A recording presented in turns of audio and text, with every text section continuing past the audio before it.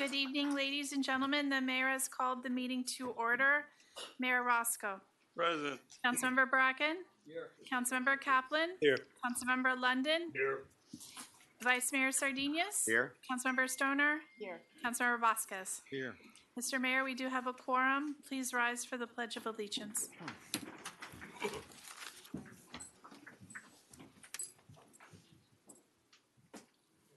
I pledge allegiance to the flag of the United States of America and to the republic for which it stands, one nation, under God, indivisible, with liberty and justice for all. We'll stay standing for the invocation. Reverend Willie Allen Faella, St. Christopher's by the Sea.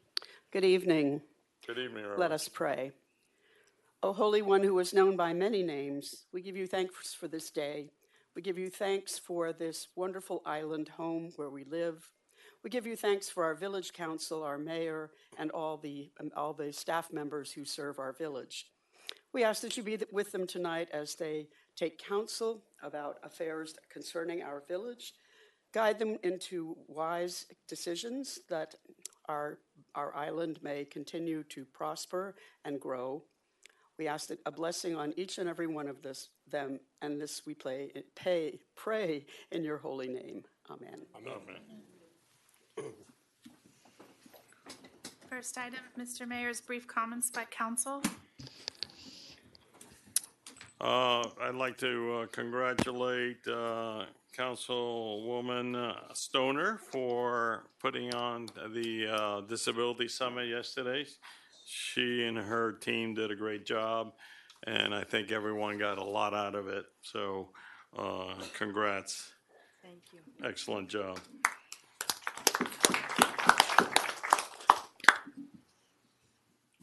May I? Yes. A couple things. In that regard, I just want to recognize the people who did the real work for that. In our Disability Advisory Board, we have Annie Thompson, Terry Oliva, Elise Binhak, Leandro Baer, Chiara Bergonzoni, Christy Mendia, Sonia Keefe. And of course, we couldn't have done any of it without Todd Hofferberth.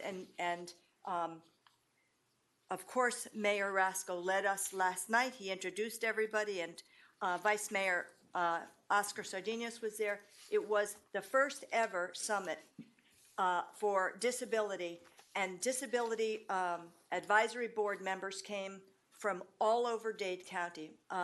Commissioner Regalado was there the entire night, and we also had Dr. Michael Alessandri from the CARD program, Jennifer DeRoche from University of Miami CARD, and Dr. Jeffrey Brosco from the University of Miami School of Medicine. It was an amazing project, and I am so proud of what my team did. I just followed along, so I'd like to thank them. I have one other quick thing I want to say. Absolutely. It's a little off, but last week, as I was walking one night, which I do regularly, I ran into Gustavo, and I'm just hoping that he's watching tonight. I came upon, in the dark on Crandon Boulevard where some lights are out, a man on a recumbent bike, and his legs were banded by a resistance band, and he was working really, really hard. And it was dark, as I say, and we had a few niceties that we exchanged. And I spoke with his daughter and his wife, who were walking near him, who said that he had just had a massive medical setback. And he was out there struggling very hard to come back. So I promised him that we would get, which we are working on, and Gustavo, I want you to know, we are working on getting the lights back on Crandon Boulevard, so he needs to keep the good fight going because he's going to be fine. And I'm very determined to get the lights back up. That's it for me. Great. I'd like to skip over, if you all mind, to the rugby presentation so that we can get the students back home to do their homework. And Special presentation for the KB Rugby Rats under 19 and under 16 state championship teams and rugby for all players. Right, we're going to be bringing all the players off, some of them so it's going to be a big crowd. I apologize. but No problem. great. It's gonna be fun to see the We kids. welcome you. They're all excited, and some of the players of Rugby for All, they didn't win a championship yet, but they are here also to celebrate. So you're going to see them all. Thank you. And thank you for having us. All right. We're used to scrums. We can do one all together right now here.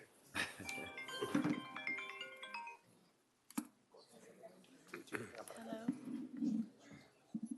Is this paper crane?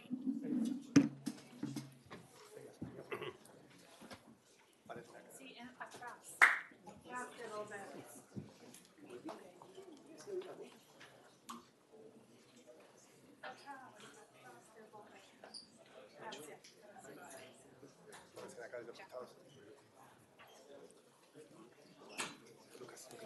Oh my. Okay, let me get it.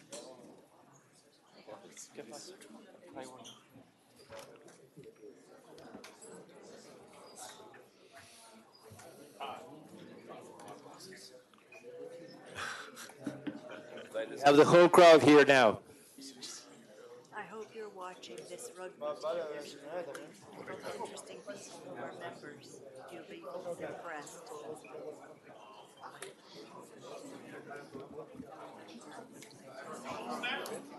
Oh my God, look at all this.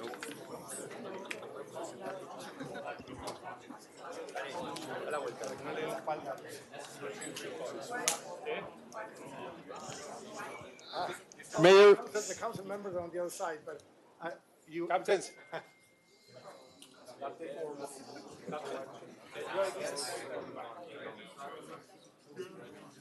Once again, thank you to Mayor Carrasco. Thank you also to all the committee.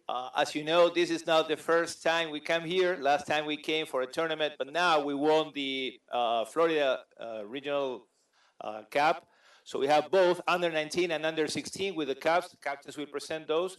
And also we want to present our boys from Rugby for All that they hosted their first tournament in their lives. They played last Saturday. So thanks again, and thank you, Mr. Top, I don't know where you are, for having us the field ready in October. Thank you so much. Thanks.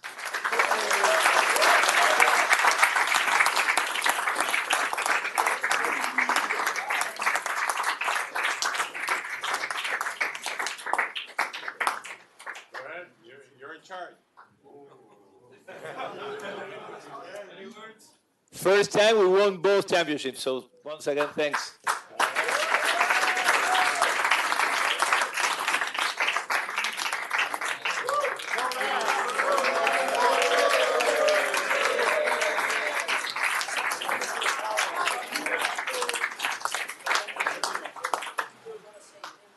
To all our coaches and to the city for supporting us the whole year.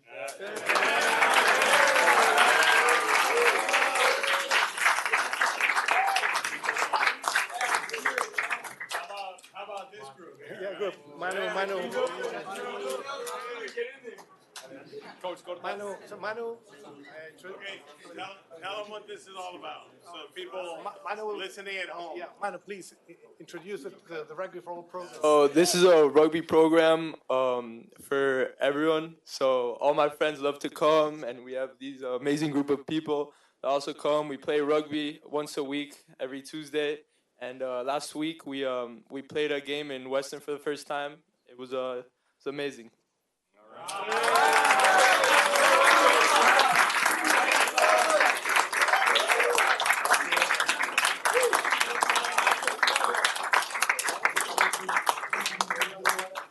So on behalf of the village and my council persons that are here, we want to congratulate you for the work that you've done. You've been here before, so we know the work ethic that your group has and the fact that it's such a great family program, okay? It's not just about paid coaches, it's about being very involved with the community and working as a team, working as a family to get these boys to have a great situation both in school but also in athletics. And so on behalf of my colleagues, thank you very much. And we appreciate you so much that you've been able to achieve as much as you have been able to achieve on a shoestring budget, and also with all the difficulties that come with being involved with a nice group of guys. Give me 5.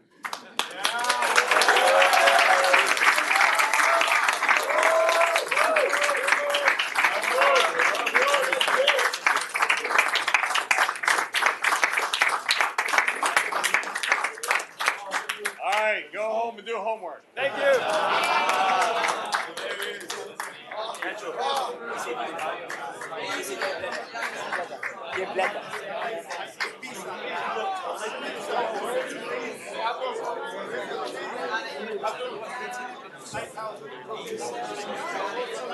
Well done.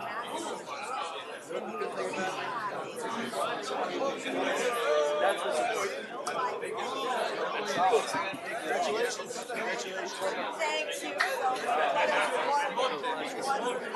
Why do we get this at the 11th hour? This is a grant where if we have to put up 400, they give us another 400. It's a matching grant.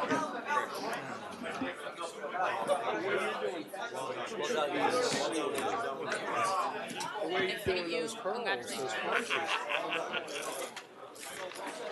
My day is gone, baby. Bye, nice to meet you. I'm really struggling with not letting that for an hour, 2 days a week with my friends at 7 o'clock. Then I go to the gym after that, 3 days a week. I cannot. What? I'm having trouble running for the first time in my life. I can't. My running day. Isn't that amazing? I don't know how we I top don't want that. to give it up.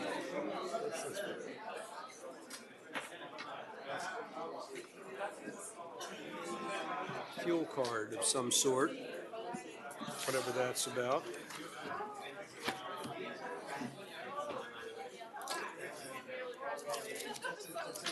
Why would we need a fuel card with gas? Thank you.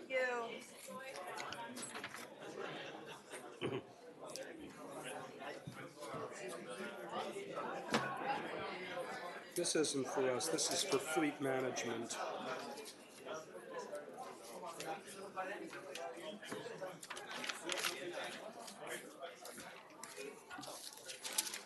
That was quite a throng. The next item? Why don't we take the opportunity to get Marilyn Schwartz to make the presentation. Sure, Friends of the Miami-Dade Public Library. yes.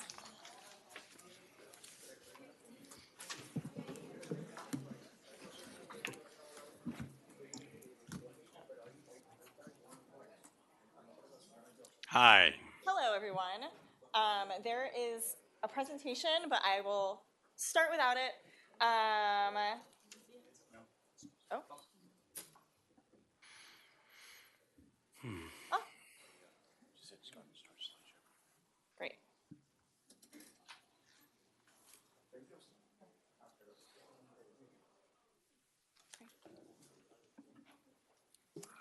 Hello, everyone.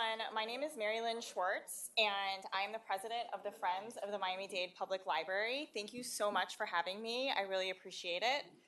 I am here to talk a little bit about the Friends, about our incredible new library that is having the groundbreaking ceremony coming up, and also a brick campaign that the Friends is running to raise money for additional programming for the Key Biscayne Branch Library, but also for the library system as a whole. So the Friends exists as the main nonprofit partner for the Miami-Dade Public Library System. We work with the library system on 3 main things. We try to build awareness for all of the incredible programming that the library does for our community. We advocate for the library on a local, state, and sometimes federal level. And we raise extra funding to expand the breadth and depth of library programming, including for capital campaigns like this one. I hope we have all seen some of the great images of or renderings of the new Key Biscayne Library. To kind of just go over quickly a list of things that it will have. It's going to have a U-Media space, which targets teens and teaches them how to do podcasts and record music and all sorts of kind of electronic skills that they will need going into their lives. It will have 2 large multi-purpose meeting rooms, a family literacy area. It will include the Homework Help and Tutoring program, which gives students free tutoring by certified teachers, individual study rooms, EV charging stations, golf cart parking spaces, which I understand in the Key is critical, and free programming and events and improved landscaping. We are really excited about the Art in Public Places choice for the Key Biscayne Branch Library. It's going to be Currents by Miami-based artist Alexandra Fields O'Neill, and it will be prominently visible from both the first and second floors of the library. So in support of our new branch library, the Friends is having our first ever Legacy Brick campaign. So we are actually going to be launching this campaign at the groundbreaking ceremony on May 26th. So you guys are getting a sneak preview. And the money that we raise will go towards expanded programming for the Key Biscayne Branch Library and also to support programming across the library system. We're going to be selling 1,100 8x8 bricks, at least hopefully. I have an example. This thing is really, really heavy, but the bricks will all look like this, and they can include 9 lines of text, and so you could write a sonnet on this thing if the mood so struck. Frank, that won't work for you. No. I was hoping Ed would ghost write for me. Can Frank buy a dozen bricks? He'll need them. If you buy a dozen bricks, I'll write the sonnets. We need that rugby team to help carry him. Yeah, absolutely. So each brick is going to cost $500, and it will, give those families that buy one a permanent place on this incredible new institution that is going to be a center point of the fabric of Key Biscayne. And you guys actually have the very first opportunity to participate in this campaign because the website has just gone live, and we are technically launching on May 26th at the groundbreaking, but I will not deny your money now. Finally, even though I am here mostly to talk about our brick campaign and just to kind of inform the community about that, I would be remiss if I didn't explain other ways that the community can get involved with the Friends. We have a very robust membership program. For $25, people can come to all of our member socials, which include most recently a presentation by a National Geographic photographer, author talks, and our next one is going to be a behind-the-scenes tour of the art at the main library, including the Vasari Project, which should be really interesting. We're also a 100% volunteer-run organization. We have no paid staff, and so we are always looking for people who want to get more involved with the Friends. We have 6 committees, and so if that's something you're interested in, the QR code will lead you to our website. That also talks about kind of all of the kind of dozens of events that we do over the course of the year. But thank you guys so much for having me. I really appreciate your time. I expect I'll see many of you at the groundbreaking on May 26th. So thank you. Thank you for coming out tonight. All right. The next item, Mr. Mayor, is public comments. Yes.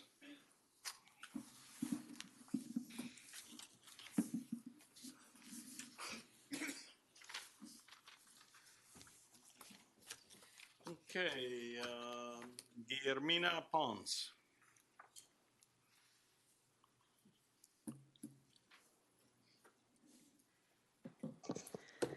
Good evening, everyone. My name is Guillermina Pons. Thank you for having me. And your address as well. 151 Crandon Boulevard, apartment 538. I'm honestly pretty nervous being here today, especially because I had to step away from my job with the kids, but I felt like this had to be said. So I did write something, just so my thoughts are clear. A few weeks ago, while I was working with the young children, I experienced an inappropriate interaction from an adult patron involving sexual comments directed both at me and at the children I was coaching. I'm not here to discuss any individual person. I'm here because I would like clarification on the village's policies and enforcement procedures regarding inappropriate sexual comments made towards employees and/or children, especially in spaces shared with children and youth programs. I want to make sure that the appropriate steps have been taken and that the staff and children are being protected properly in these environments. Thank you. Thank you. Should I stay or should I sit? Should I stay here? Or should No, I... no, we'll, Okay, thank you. Thank you for your comments.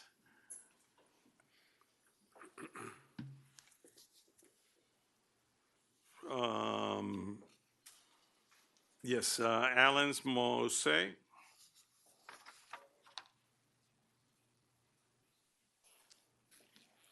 everyone. Thank you for having me. My name is Alexis Moss from One Harbor Point.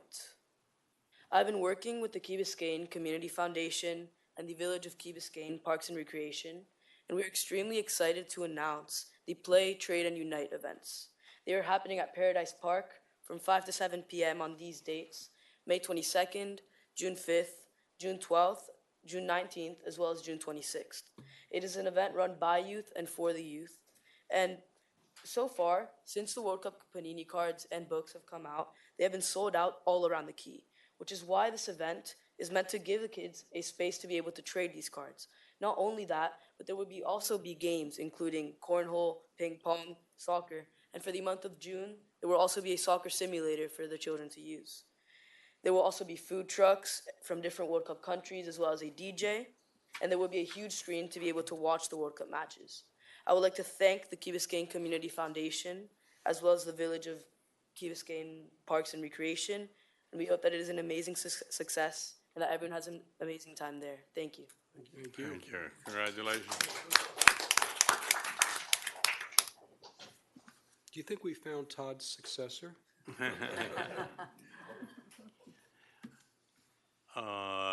Todd or our police chief, can you address Guillermina's points and you want to deal with her?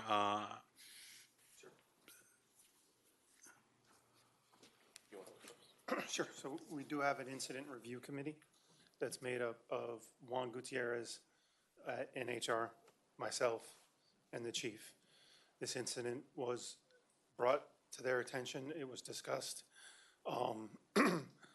We engaged with the village attorneys to draft a letter that was sent to this individual stating how they should conduct themselves and that any further action would immediately result in revocation of their membership.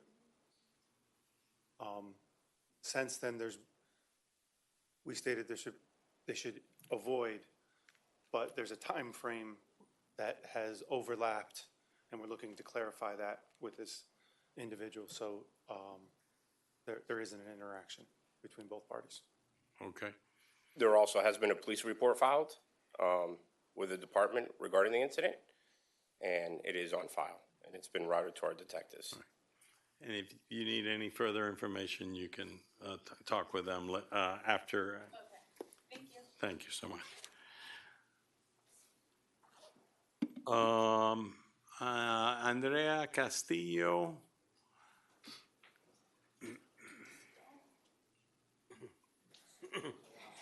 Hello, good evening, Mayor, council members, and staff. I'm Andrea Castillo, moderator, Key Biscayne Community Church, 355 Glen Ridge Road. Thank you for the opportunity to speak today. I serve as moderator for Key Biscayne Community Church, and I work closely with our church council and our board of trustees.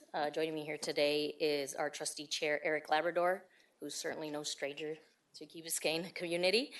As our church celebrates 75 years serving Key Biscayne this September, the farmers market has become one of the many ways that we continue supporting local vendors, families, and the broader community. Each Saturday, the market brings together hundreds of residents in a safe, welcoming, and community-oriented environment, while also serving as a fundraiser supporting the church and our day school. We appreciate the village's efforts to create a clear and reasonable framework for outdoor farmers markets, and we also appreciate the village recognizing the market as a valued community asset that contributes positively to the village, to the life on the Key.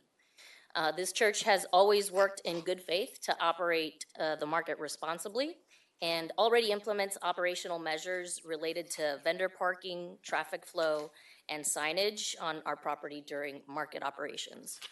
We do look forward to continuing conversations with the staff to ensure operational expectations remain practical, enforceable, and reflective of the shared responsibilities between the market operators and public enforcement on village streets. So we are committed to being a constructive partner, and we do appreciate the village's continued efforts to support the community events and bring residents together. So thank you.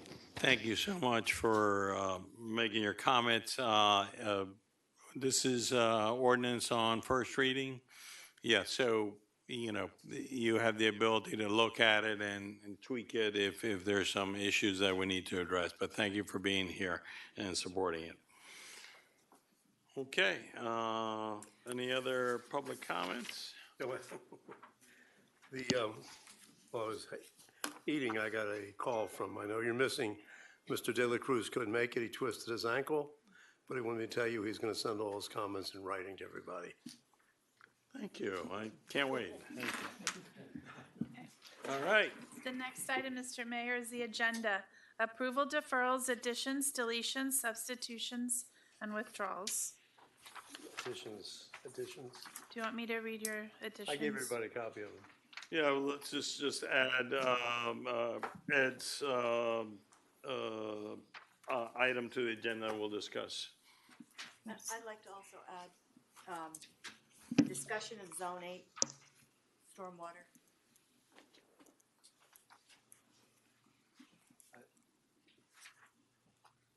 And I'd just like to combine both items. I think those two items that I have for kind of go hand in hand. I'm sorry, my request for discussion. Yeah, we can do that. We can just talk about one item on that, No, not one and two, but just one item. I'm sorry, I don't have your, Okay. The items to did you discuss, the email it? Yes, vision plan? it's in. yeah, it's the in here. vision plan. Yes, I have. Yes, put them Okay. together with the other item. I have two items. Okay, I got it. Okay, No thank problem. you, thank you. thank you. On the agenda? All those in favor of the agenda changes? Aye. Aye. Opposed? Motion carries. Sorry, the next item is the consent agenda. Move. One second. Thank you. All those in favor? Second, please. Aye. This is the consent agenda. All those in favor? Aye. Opposed? Motion carries. The next item is the second reading of an ordinance.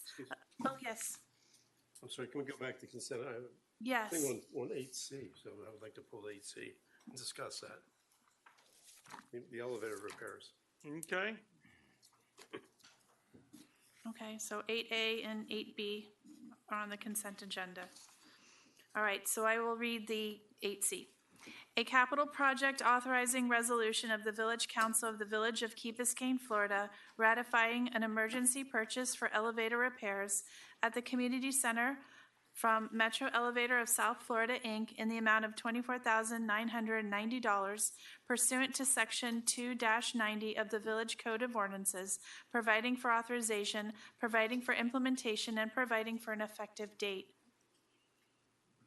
Move. Second. Thank you. Okay, sir? Todd, this is you. Yes, sir. I don't know how many years ago it was, but maybe 5, 6. We were dealing with Schindler, I think, was originally, and you came before us and said they weren't doing a good job. We hired this other new company to take care of it. I don't believe that was me. Well, whoever it was. Yeah, Wasn't you? that wasn't me, but that, I do recall the So project. as a result, I said, fine, but make sure we have a contract for labor and materials, whatever it was, and the guarantee to take care of it. And all of a sudden, I assume we've been paying that maintenance contract all these years, and now I see this. Why would we have this expenditure if we had the maintenance contract for labor and materials? I can't speak to the maintenance Sorry. contract. I can speak to this incident. What it is it's proprietary equipment. It's Schindler's equipment. Well, that's exactly what I brought up. This proprietary equipment, I was assured by this company that they had the ability to go into the proprietary equipment that Schindler had, and there was no problem with that. Because I mentioned normally, these days, they go with a laptop and plug in, which is proprietary. They said there was not a problem.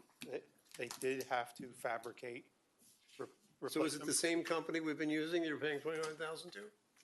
No, we've moved to another company since then. So we've now gotten rid of the company after Schindler, and there's a new company. Yes, Do we have a contract with them? I believe so. Maintenance contract?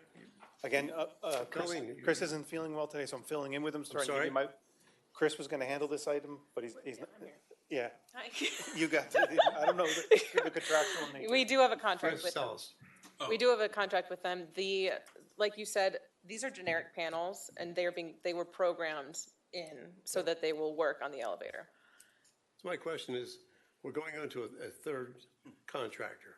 What kind of contract, do we have labor and materials and a guarantee on this? Or is it just per time every time they come out, they charge you?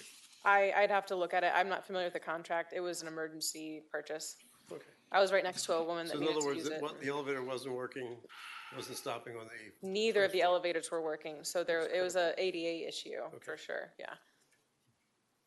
Which one are we going with? There's 124,990. Oh, that's the typo? Yeah, that was the typo. corrected? Okay. Ed, okay, that was it. Ed, question for you. Are Very you frustrating. looking for a maintenance contract that would be inclusive of parts and labor? Is that what you're talking about? I think, Colleen, that's kind of a common process that, I'm sure we have something to that extent. I would need to look on our document center on Laserfiche to find it exactly and take a look at it. I agree with you. It should be something maybe that's included, but I don't know the exact parameters as to why we have this extra. Councilman, let's do it. Chris Miranda's out tonight. He's sick. Yeah. So what we'll do is we'll look at it. He's the one who oversees this contract. We'll get it to the entire council tomorrow. We'll explain it. Thank you. Okay. All those in favor? Aye. Aye.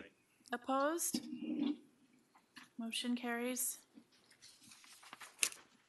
The next item is the second reading of an ordinance of the Village of Key Biscayne, Florida, amending ordinance number 2025-15, which adopted the budget for fiscal year 2025-2026 by revising the 2025-2026 fiscal year budget amendment number 2, providing for implementation and providing for an effective date.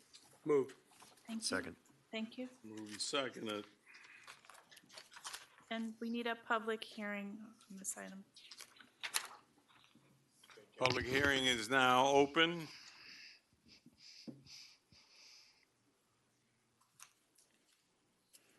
Public hearing, seeing no one come forward, public hearing is now closed. Okay, on the ordinance before us on second reading, questions? The offshore barrier reef feasibility study, preliminary design. What's the status of that? I can speak to that. No, Roland's Or right there. Roland? Yeah. Yeah, so thank you for asking. We actually did get a federal appropriation for $412,500, and we submitted the application to NOAA through grants.gov to be able to access that funding, probably come around September. And we're going to have an internal kickoff meeting. We develop a scope of work and an RFQ that's going to go out on the street probably in about a week or two. And then we're going to receive those qualifications packages, and then we're going to have to make a decision on selecting a team. This is a match, we're putting 412? Yeah. Is Dade County doing anything with this? Dade County is going to be participating on the technical advisory committee. I'm talking about money. Money, no. Money is not coming from Dade County. And this is this a study that this is one payment, or this is the first payment of many payments? No, this is going to be just one full budget to complete the entire feasibility study. Then they'll determine, once we spend the money, whether they're going to do anything. Correct, yeah. Have they indicated ahead of time that they might do something? This is not they, this is we. So this is a appropriations we requested for us to perform a feasibility study in a preliminary. We're design. going to perform a This is feasibility. outside of the Corps of Engineers. This is not Yeah, the this Corps. hasn't anything to do with the This Corps. is something that we want to look at to see if we can implement an offshore barrier reef to protect the shoreline.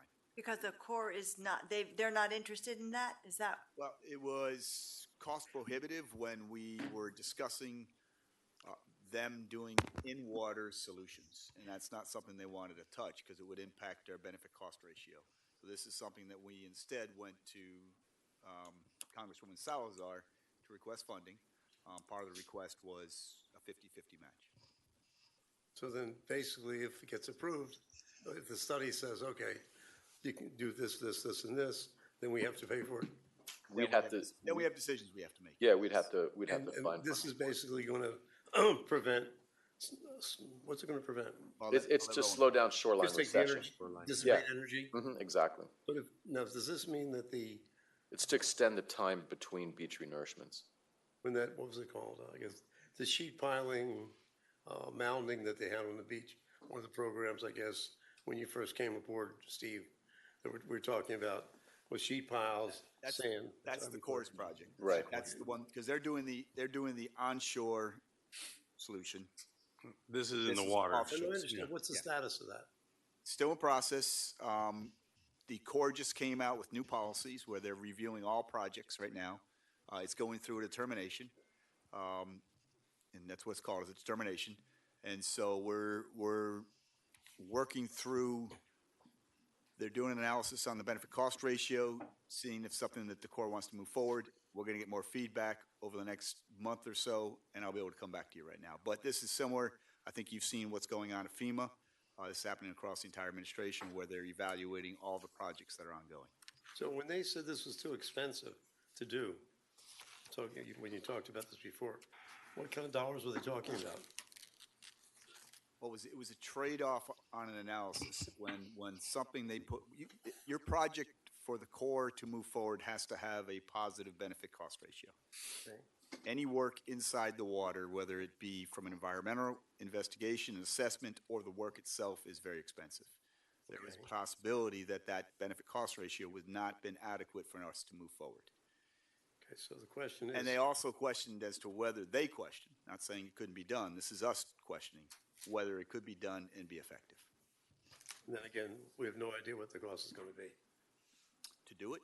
No, we know that it's going to be $412 to do the study. Well, it's going to be twice $412. $825. Our part's $412. Correct. So then the question is, once we get it done. What's the deliverable, yeah? I mean, exactly. And then if they do, assume they do the sheet piles, for lack of a better word. I don't know what you call it. They won't do that in the ocean, eh? It's a reinforced enhanced dune Yes, line. okay. Isn't that going to basically take care of a lot of now, of course, the energy won't be dissipated till it gets to that point. Then you're going to have some. The solution that the Corps proposed is a reinforced dune system. I think it was 11 NAVD. Yeah. Tieback walls, but also not 3-year beach renourishments, 18 months. Every 16 to 18 months. So we're what we trying want to do extend the is time between extend those. that period so that, and remember that the Corps' project is 50 years into the future, so they're projecting this, wouldn't be 2032 we'd be doing it, but over the years, their anticipation at 50 years out that we'd be having to re-nourish our beach every 16 to 18 months. What got So this is an attempt to see if we can, as Roland said, Extend the time between renourishments. break the wave attenuation, reduce the beach erosion, reduce the time period between renourishments. Mike? Roland, excuse me. Devices that are being considered, are we talking about jetties? What are we trying to move literal drift from trying to just stop? No, the I mean, literal drift? it would literally be 3D printed structures that would be deployed some distance offshore to extend to basically 2 or 3 feet below the water surface at low tide. And ultimately, that would see the first set of high energy waves, dissipate them, and then reduce the energy on the backside of that so that it doesn't reach the beach. Are we piggybacking on something that Miami Beach is already doing? I believe there's something of that Yeah, it's similarity. something that's already being done off of Miami Beach. Right. Yeah. So is there any way to piggyback off that engineering study? Our big issue is the seagrass. The seagrasses. Facing That very significant differently. Miami Beach doesn't have that. So that's the feasibility study. Obviously, does it physically work? That is, will it actually attenuate the waves, reduce the erosion? And the other one, can it be environmentally done? And as the mayor mentioned, we have a significantly different environmental. Yeah, I mean, is it permittable given the bottom environment that we're going to be deploying in, but then also will corals grow out on these structures because corals don't typically grow in seagrass beds. Right, but I mean, if we do seagrass abatement, that's super expensive. So if we would It go can in, be. I mean, I know it's expensive because we're doing it at the yacht club and it costs an absolute fortune. Mhm. So, I'm just trying to understand what the intent of the study is, other than just to reduce the weight. I mean, you intent of probably the already study- know something of the The technology. intent of the that's being- study is to understand whether or not you can design something that is effective enough to have a measurable difference on shoreline recession and not cause more harm than good. Because, I mean, you will affect the energy dynamics along the shoreline, which then affects the sediment transport, which then affects where it accretes and where it erodes. So you might basically stop the erosion behind the structure, but you might be causing erosion, upgrading and downgrading of the structure. Or you might be changing the energy dynamics so much that the beach builds out to the structure. Well, that's a problem also. So these are all things that need to be determined a priori to deciding whether or not doing this is even a viable thing. And that's an integral part of this feasibility study. And the intent is to try to reduce the amount of times that we're re-nourishing Exactly. the beach. What's the cost of re-nourishing the beach at current? $2 to $3 million. It depends on how much sand is lost, how big the renourishment is going to be, what the price of sand is per ton at the The time. last time it was approximately 3 million, and we did Yeah. it. Yeah, 2 to 3 million, hovers around there. 2.5, And how many years ago did we do it, just roughly? 2024. We're scheduled to do it next year, so that would have been, 2024, right? Yeah. Thank you, Ro, Do appreciate we it. get any funding for that? Yes, we get funding from the state. It's a 45%. 55 split. We pay 55, they pay 45. Is there a scouring problem with this type of offshore thing? Scouring in what sense? When the water comes in, it hits the barrier, and then scours by On the going down backside? and pulling the sand out? Yeah, it can. That's part of trying to understand all these dynamics by doing this hydrodynamic and sediment transport modeling as And part of this study. Because I guess you mentioned, Joe, about the seagrass, I mean, can we determine before you go to all this trouble and expense whether the seagrass would preclude us getting this thing done, assuming it was good? viable? That's part of this study. That's why we have Durham at the county on board. The Durham's going to be on board on the TAC. The state's going to be on the TAC. The DEP, NOAA's going to be on the TAC. We might have someone from the Corps on the TAC. So But couldn't Durham give us a preliminary reading on, it's so unlikely because of the extent of the seagrass, don't even go down that path? No. The fact that they joined the team, I think, is positive. They could have just said no. Okay. But no, they're interested. They're They want interested. to be a part of it. yeah, they're interested and they're curious to see whether there's a way forward. Could even create a whole nother ecosystem. That's also part of the benefits. Yeah, ecological enhancement. So tonight, we're just talking about the budget. but not actually spending the money? Correct. Right. Exactly. Yeah, this is just right. putting the money in place. We're still in the process of writing Just checking. yeah, no, we're still in the process of writing the RFP. RFQ. RFQ, we'll put it out sometime over the next month or so. No, within a week or two. Yeah. Okay, I have a question about that. If we move money into the operating account, and then we decide we're not going down a certain direction, and the money's sitting there, What's the process? within your discretion, can you appropriate money to different line items I can without us knowing about it? I can move money inside of the capital improvement plan, but I notify you when I do. But is this is going into an operating account, right? Oh, this is capital. Capital. Okay. Capital. So regardless of the amount, you have to notify us? Or, Well, when we move $8,000, not usually, but right, so is it any the significant amount- 50,000 threshold or whatever that threshold is? Reasonable amount of money that we move, yes, we'll notify you. But a lot of times projects end with $8,000 left, maybe $12,000 left. One might go over by 20, and then we'll move the money to cover them. Just keep the accounts balanced. Right, I think my concern is if there's a line item here and then we end up not pursuing it, and let's say it's $150,000, then there's $150,000 in there.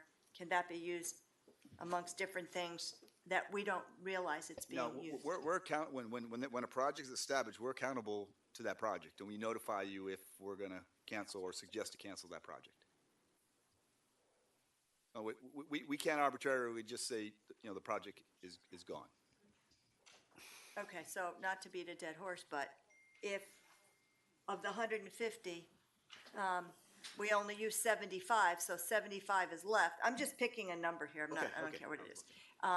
There's 75 left. Can you use 35 for something else and 30 for something else, and we don't know about it?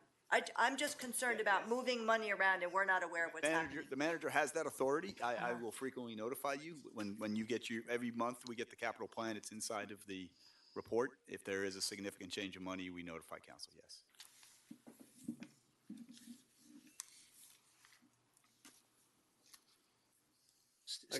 Steve, when you use the word notify, I mean, that's kind of gives us the impression that we don't have anything to do with that expenditure. Is that you making the decision, or you're asking for approval and then making the decision, or both? The manager has the authority to do that. Okay. Remember, we're not making new projects. We're not changing projects. Sometimes the cost of projects change. Correct. As bids so we have earmarks to specific things. So the intent, for instance, like I said, I literally had Colleen go through it just this week to identify, usually at about mid-year, which we are now, we try to identify where we might have overages. And we have 8,000 here, 12,000 here, I think 43,000 here. And we're building that up to see where it might make sense to transfer it into other projects. When we do that, we'll let you know. But the intent is not to make any projects disappear, not to change projects. It is to fund the projects to complete the projects. There's an example that's happened a lot. There's an approved capital project, but the implementation is deferred over a period of time. There's a surplus resulting from the completion of Project X. The monies for Project X that are a surplus are allocated to Project Y, the implementation of which is deferred. I believe, and there is, I believe it's on this one. No, it's not this project. Or are we? Yes, so here, the rubber safety surfacing for Village Greenfield curve. That's actually a new project, so we're asking for the additional money to do that. But that's come before this body. Yeah. We voted on that. Yeah. But right, the first time around, yes, correct. And we actually notified you that when that was something that was an emergency that we needed to move. Yeah, we talked about that at the last council meeting. Right. This is what I'm trying to understand. In the example you just gave, when they move the money to the other project, that arguably increases the budget for that project, and we didn't know about that. Or am I missing something? I think what you might be missing is that the next budget season, we would come back and allocate additional funds to that Project Y that need is reduced or abated because of the money that was applied from Project X that is surplus. Now you got me confused. It's okay. So there's a subsequent budget, Reduction. there's an allocation that's required in out years that's adjusted, reduced, or eliminated because of the application of surplus. Excuse me, if I'm not mistaken, year after year, we run surpluses. We don't take that into consideration for the following year. We go ahead and ask for what we need for the following year, not reducing it by the surplus from the previous year. That's exactly the opposite of what happens. Really? Yeah. I guess the last 11 years, I dismissed it. Councilmember, I think you're talking about the operation budget. Yeah. But we're talking about the capital budget. The capital budget, if it's not spent in 1 year, will roll over to the next year. That's what I thought, yeah. And if the amount changes, because sometimes it does, if you move a project from 1 year to the other, it'll either go up or go down, and we'll notify you during the budget process and give you the opportunity to vote on it.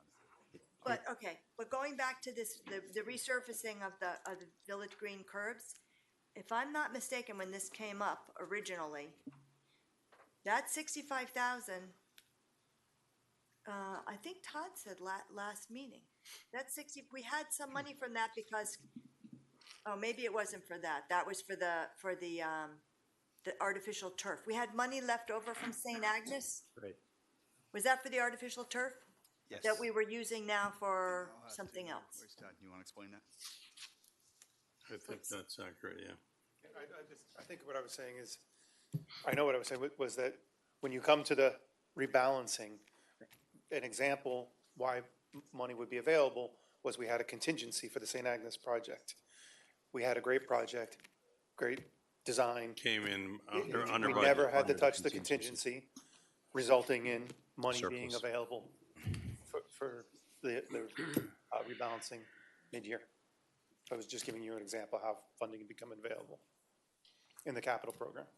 So Todd, let's just use some numbers. We had $300,000, you had a 10% contingency, gave you another $30,000. You didn't spend the $30,000, so the $30,000 is available to put On that towards. project, we didn't spend any of the contingency, zero.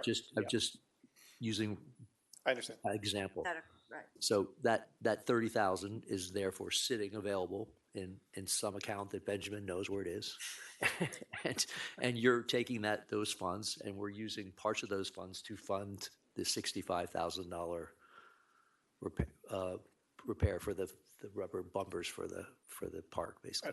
I mean, what we do is we look at current needs, or needs that have arisen like this, and we see what funds are available, and if funds are available, they're allocated to that project, and then recommended to the village council. I think Nancy's trying to understand the accounting part of it. Right. Not the, Yeah. maybe Benjamin, you can explain it to people.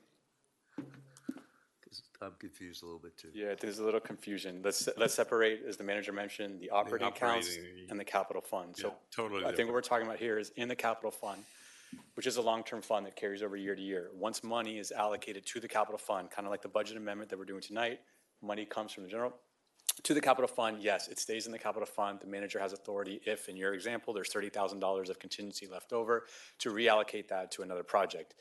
How the council finds out about that is the manager, if it's a significant amount, will notify you in either the manager's report, or when we actually present the capital budget in the next year, we will show you an item where there's excess here.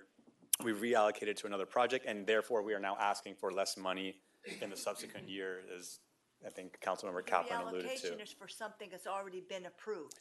It's an So it's not a existing new amount. project. It's not Okay. we won't be a new project Okay. out of thin air. It is That's to an really existing rich. project. We cannot create a new project without coming to the board, so. And so Benjamin, how do we know that we're accountable for the money that's being spent specifically that's been allocated to that particular project? So if there's an overage, are we informed that the overage occurred before it occurs? So if a project is, let's say a project's budgeted for $300,000, it's now running at $280,000. We know there's going to be an additional $40,000 because of a change order or something or some issue. How is the council being informed of that fact? So if it's a contractual issue, I think you guys saw this with the amendment that we had to come back for the building project. It was a good example of this. It went over budget. We brought it to the council for change orders because it needed more funding. This is Jeremy's project where they redid. Jeremy's project is the actual contract. We had a resolution, we had a not to exceed, so we had to come back and amend it, and obviously it needed to come forth to the council for the reading. However, if in his example, it's, under $5,000 that we need just equipment for the new park project, he could probably do that without coming to So the council. if for some reason, if there was an overage, you had money available, you could theoretically take that money and apply it to that particular project without having to come to council for approval? The contract would still have to come for approval. The budget amendment portion would not. Correct, okay. Thank you. Okay. On 9A? Another question. Another question? Go ahead. Looking at the 600,000, there's three items, AT&T Design 1, 8, and Comcast. Have we decided definitely that we want to definitely underground at this point in time the cable and the telephone? I mean, I don't know. I mean, I know we say go forward with the whole thing, but do we include that, or are we holding off on that? Well, I think that we're working to try to get around that. The manager and Mr. Bracken, you want to elucidate on that? I mean, I think, Steve, you want to take that first? Sure. So, I mean, first, the intent right now, Councilmember London, is to, no matter what, underground Zone 8. Right? It's set, the design is. Underground, I'm sorry. Underground Zone 8. Small zone, ready to go. All we need is AT&T's design to layer on top of everyone else, and we're ready to execute. In the interim, or simultaneously, we're working to talk to different providers who might have the ability to do what's called fixed wireless. And what that would do is skip the requirement to underground and just come in with wireless towers and provide that capability. Lots of things we have to evaluate.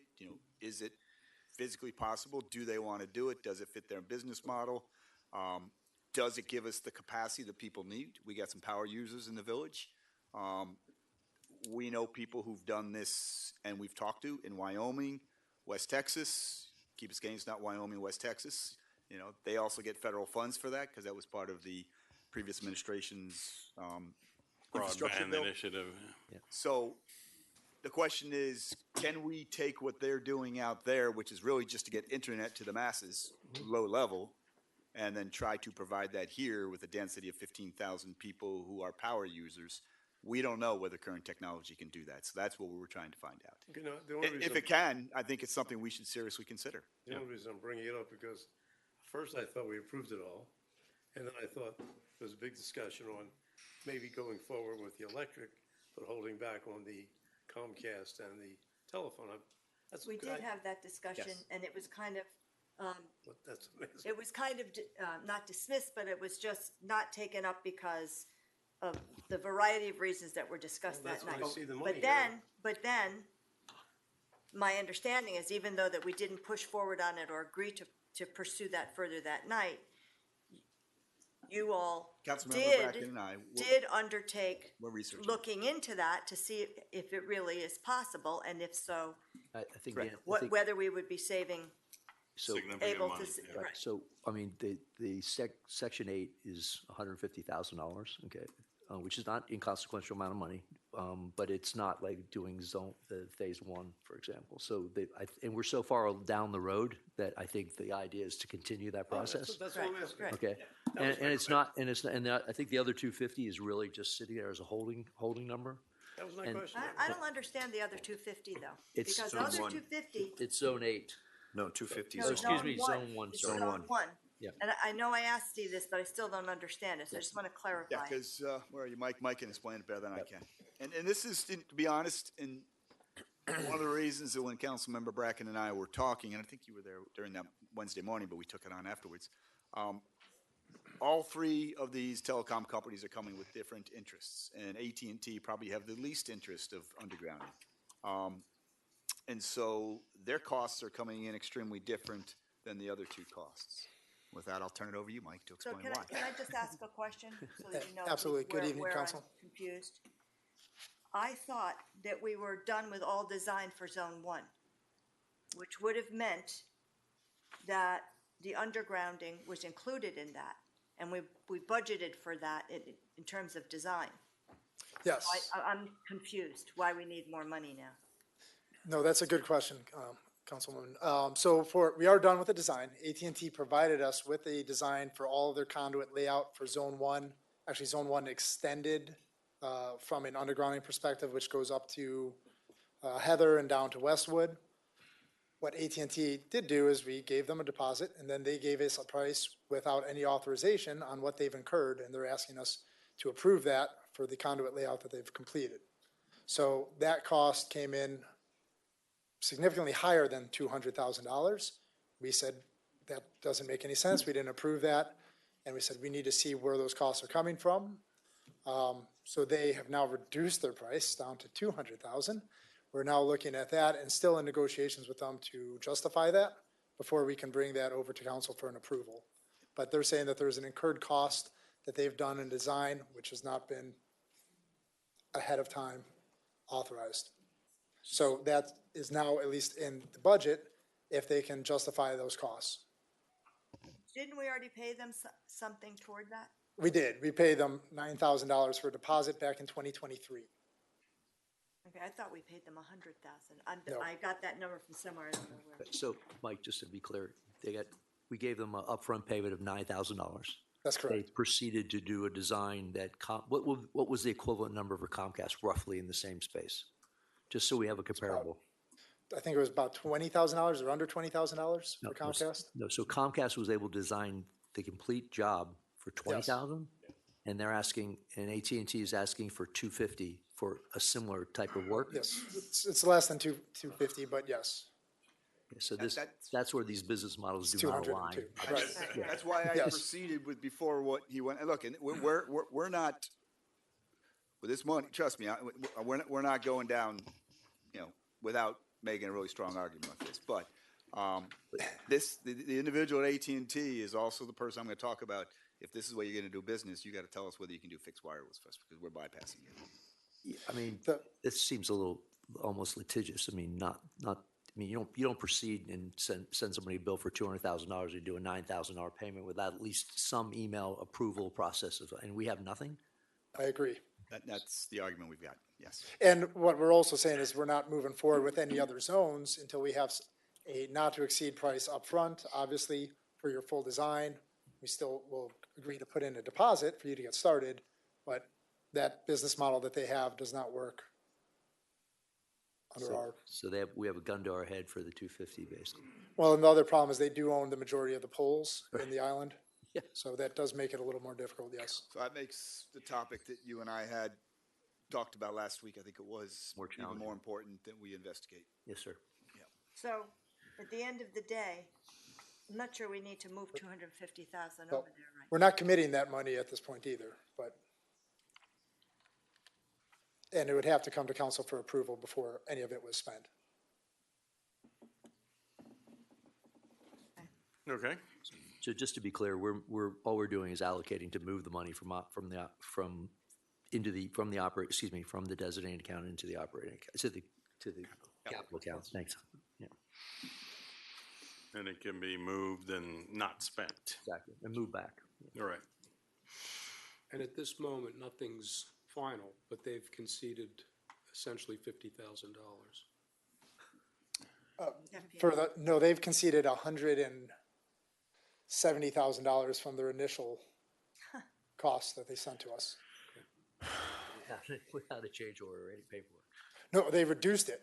No, but they gave us one for $379,000. What he's saying without any documentation, and you're absolutely right. Yeah, that's insane. Okay. Now, we've asked for a breakout. We have a breakout, but that breakout is still not to a level where we would. And just to be clear to the council, we're not paying it until we get an itemized. Hell no. Invoice. So I just want to be clear that we will not pay for. Obviously, it's got to come to you anyway. But we're not even considering it unless we get an itemized invoice from that.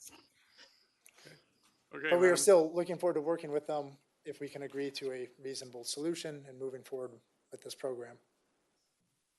Thank you. Madam Clerk? Councilmember Kaplan. Yes. Councilmember London. Yes. Vice Mayor Sardinius. Yes. Councilmember Stoner. Yes. Councilmember Vasquez. Yes. Mayor Roscoe. Yes. Councilmember Bracken. Yes. The ordinance is adopted on second reading. The next item is an ordinance of the Village of Key Biscayne, Florida, amending ordinance number 2025-15, which adopted the budget for fiscal year 2025-2026 by revising the 2025-2026 fiscal year budget amendment number 3, providing for implementation and providing for an effective date. Move. Thank you. This Okay. item's on first reading.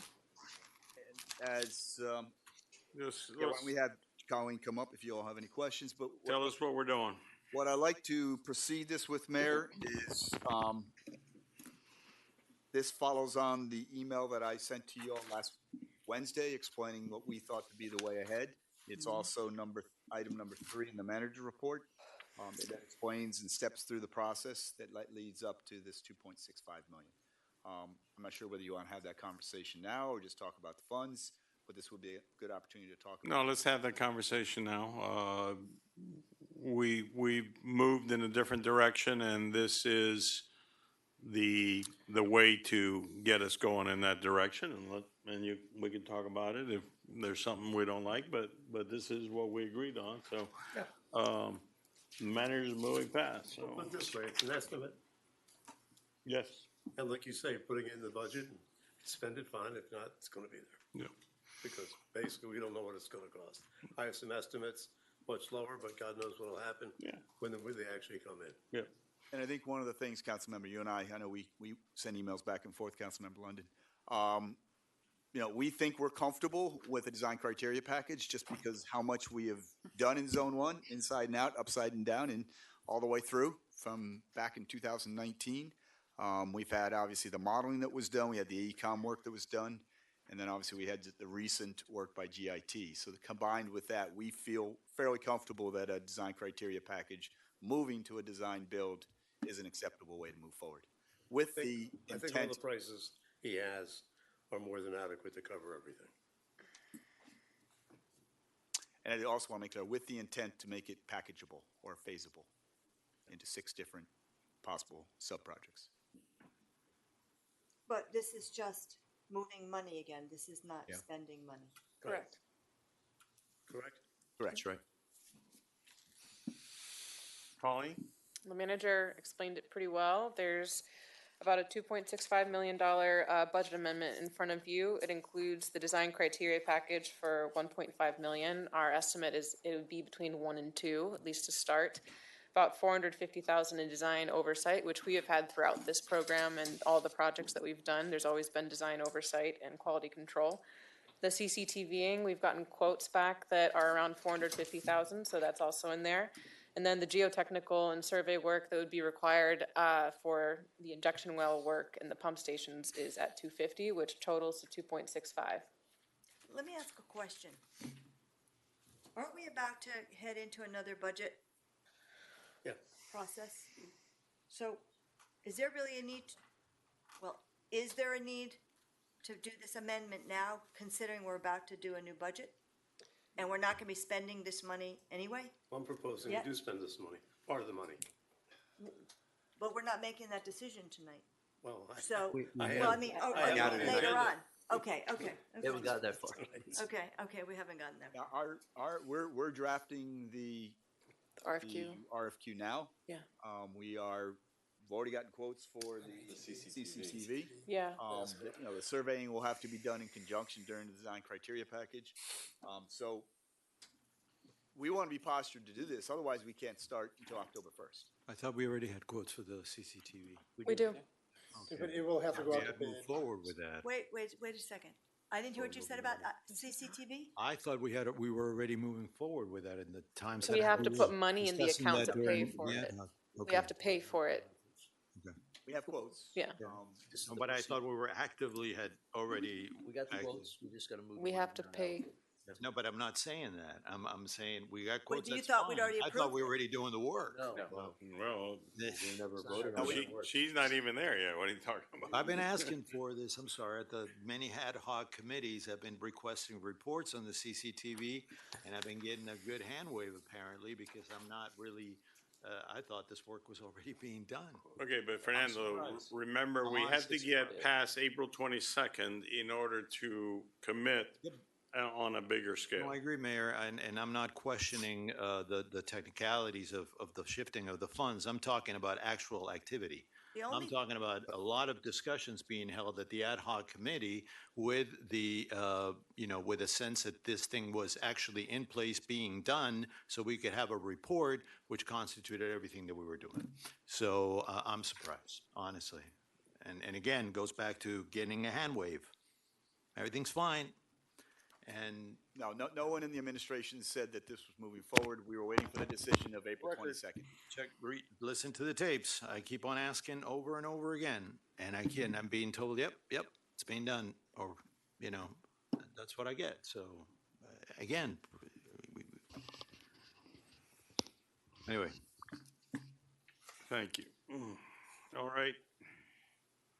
On the further discussion on the budget movement of funds. Councilmember London? Yes. Vice Mayor Sardinius? Yes. Councilmember Stoner? Yes. Councilmember Vasquez? Yes. Mayor Roscoe? Yes. Councilmember Bracken? Yes. Councilmember Kaplan? Yes. The item is approved on first reading. The next item on first reading is an ordinance of the Village of Key Biscayne, Florida, amending Section 30-112 Supplemental Use Regulations of the Village Code of Ordinances relating to outdoor farmers markets, providing for severability, providing for codification, providing for conflicts, and providing for an effective date. Moved. Second. Thank you. Good evening, Chair Macaros-Cogger, Building, Zoning, and Planning Director. So this is a ordinance to basically create a regulation to allow farmers markets, because we have obviously had a farmers market going on for more than 10 years, but there isn't actually a permitting mechanism for that. So this came to a head because this summer they needed to repave their parking lot. We needed to move the farmers market for a couple weekends, and there was no real provision to allow the other farmers market to use other than a special event permit, which you would have to get repeatedly for each Saturday you're doing it. So it's been happening with convention, but we want to actually set the regulatory framework for it. We're going to work with everybody. I think this will also help us with a couple things that have come up, like we'll have a designated point of contact in case there is an issue, which that has shifted over the years at the existing market. I think this will put with the inclusion of a site plan, we'll be able to enforce a little better on parking in the surrounding areas and that sort of thing. So it'll be helpful for us for enforcement, and we're not going to make this like a regulatory hurdle really for the existing market. We'll work with them to get to help them through the process. And if anything, this is to support them better. Yeah, I think this is going to be helpful for them because they struggle with the parking in the surrounding area, and this will sort of create the zones for it.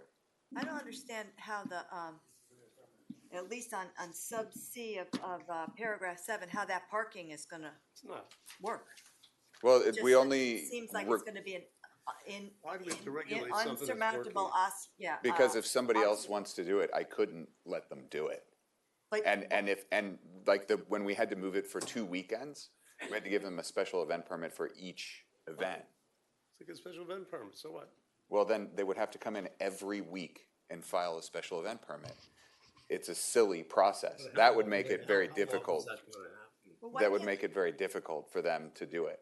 Why can't they've been there for how many years? Exactly. Why can't they just be grandfathered in? Why would we screw up a good thing? Because I'm just we're not screwing up anything. Nothing is getting screwed up. Yes, it is. You're asking for somebody who's gonna be in charge. Who's in charge now? The church owns the property. They're in charge. We just want a point of contact in case there's an emergency. And have somebody designated. And right now, it's very difficult to regulate parking in the area, which they've told me is a problem. Right. It is. Right. It'll be a problem. It is a problem. It won't get any better when you have regulations. People just won't come. Well, okay. Councilman, and you heard from the church that she came in and spoke today. You know, we've spoken to her. Supporting the ordinance. And we plan to work with them further between this time and the next council meeting to make sure that we've. Well, we can ask her if you really want to have an ordinance or you're happy to do things the way you're doing them. Did you ask him that? Or just say, here's the ordinance, what do you think of it? We're working with the council member. And Okay. You heard what she said. Do you want another one to possibly exist? Listen, No, I'm asking my a point, question. my point being is, if there's a demand for something and people want to support it, and it's a benefit to our community, yes, then I do want it to exist. If it's not, then I don't want it to exist. I don't know that, there's definitely a market for two of them. Basically, not all the merchants here make money. So the question is, when that occurs and somebody wants to start something, where are they going to start it, number one? And obviously, you have to get the special permit you're talking about. So the next one that comes, you know, they can do whatever they want. Well, laissez-faire. No, right? I wouldn't let another one in, which is not fair to another property, because there's no provision for it to allow it. So if somebody came in from another property, I would say no. How do you feel about? Which isn't fair to the other Of course, property. but how would you stop them when you didn't stop these people for 10 years? Why would you stop somebody else? Say they want to go into the Presbyterian church. I don't want to stop them. I'm going to create a framework so that they can do it legally. This first reading, right? This is first reading and a public I'll start hearing with is the, required. this ordinance seems like it was drafted on a tilt-a-whirl. It's a very poor presentation. I have lots of comments that I'll provide. Jeremy. But the policy, it's described as, Hold on. Didn't realize this. we describe as a policy expanding farmers markets specifically, not community events, but farmers markets. I think to where you might have been going is in history, at, for example, the Presbyterian Church, they had like a holiday event, an amusement fair type of a thing, not a farmer's market. No, a special event. We have a mechanism for that. No problem. You know, so the notion of encouraging expanded use that's directly competitive with a use that might not be able to survive the competition is, I'm a bit ambivalent about that. But I will give comments on the ordinance because I think it's very flawed. Want to defer, is that? I don't want to defer it. If Come back on second reading. First reading. Right. Jeremy, I'm more concerned not so much about this process. I'm concerned about the parking as it exists now. I mean, there are several residents who live on that street. Yeah.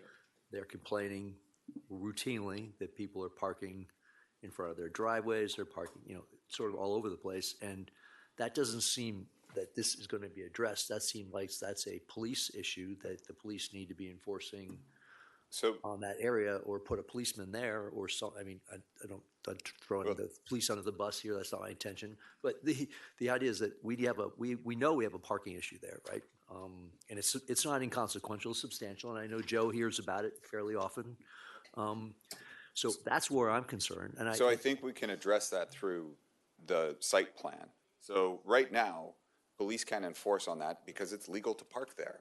It's not legal to park all over the swales and stop. It is legal to traffic. park on swales. It's not legal to block traffic. Right.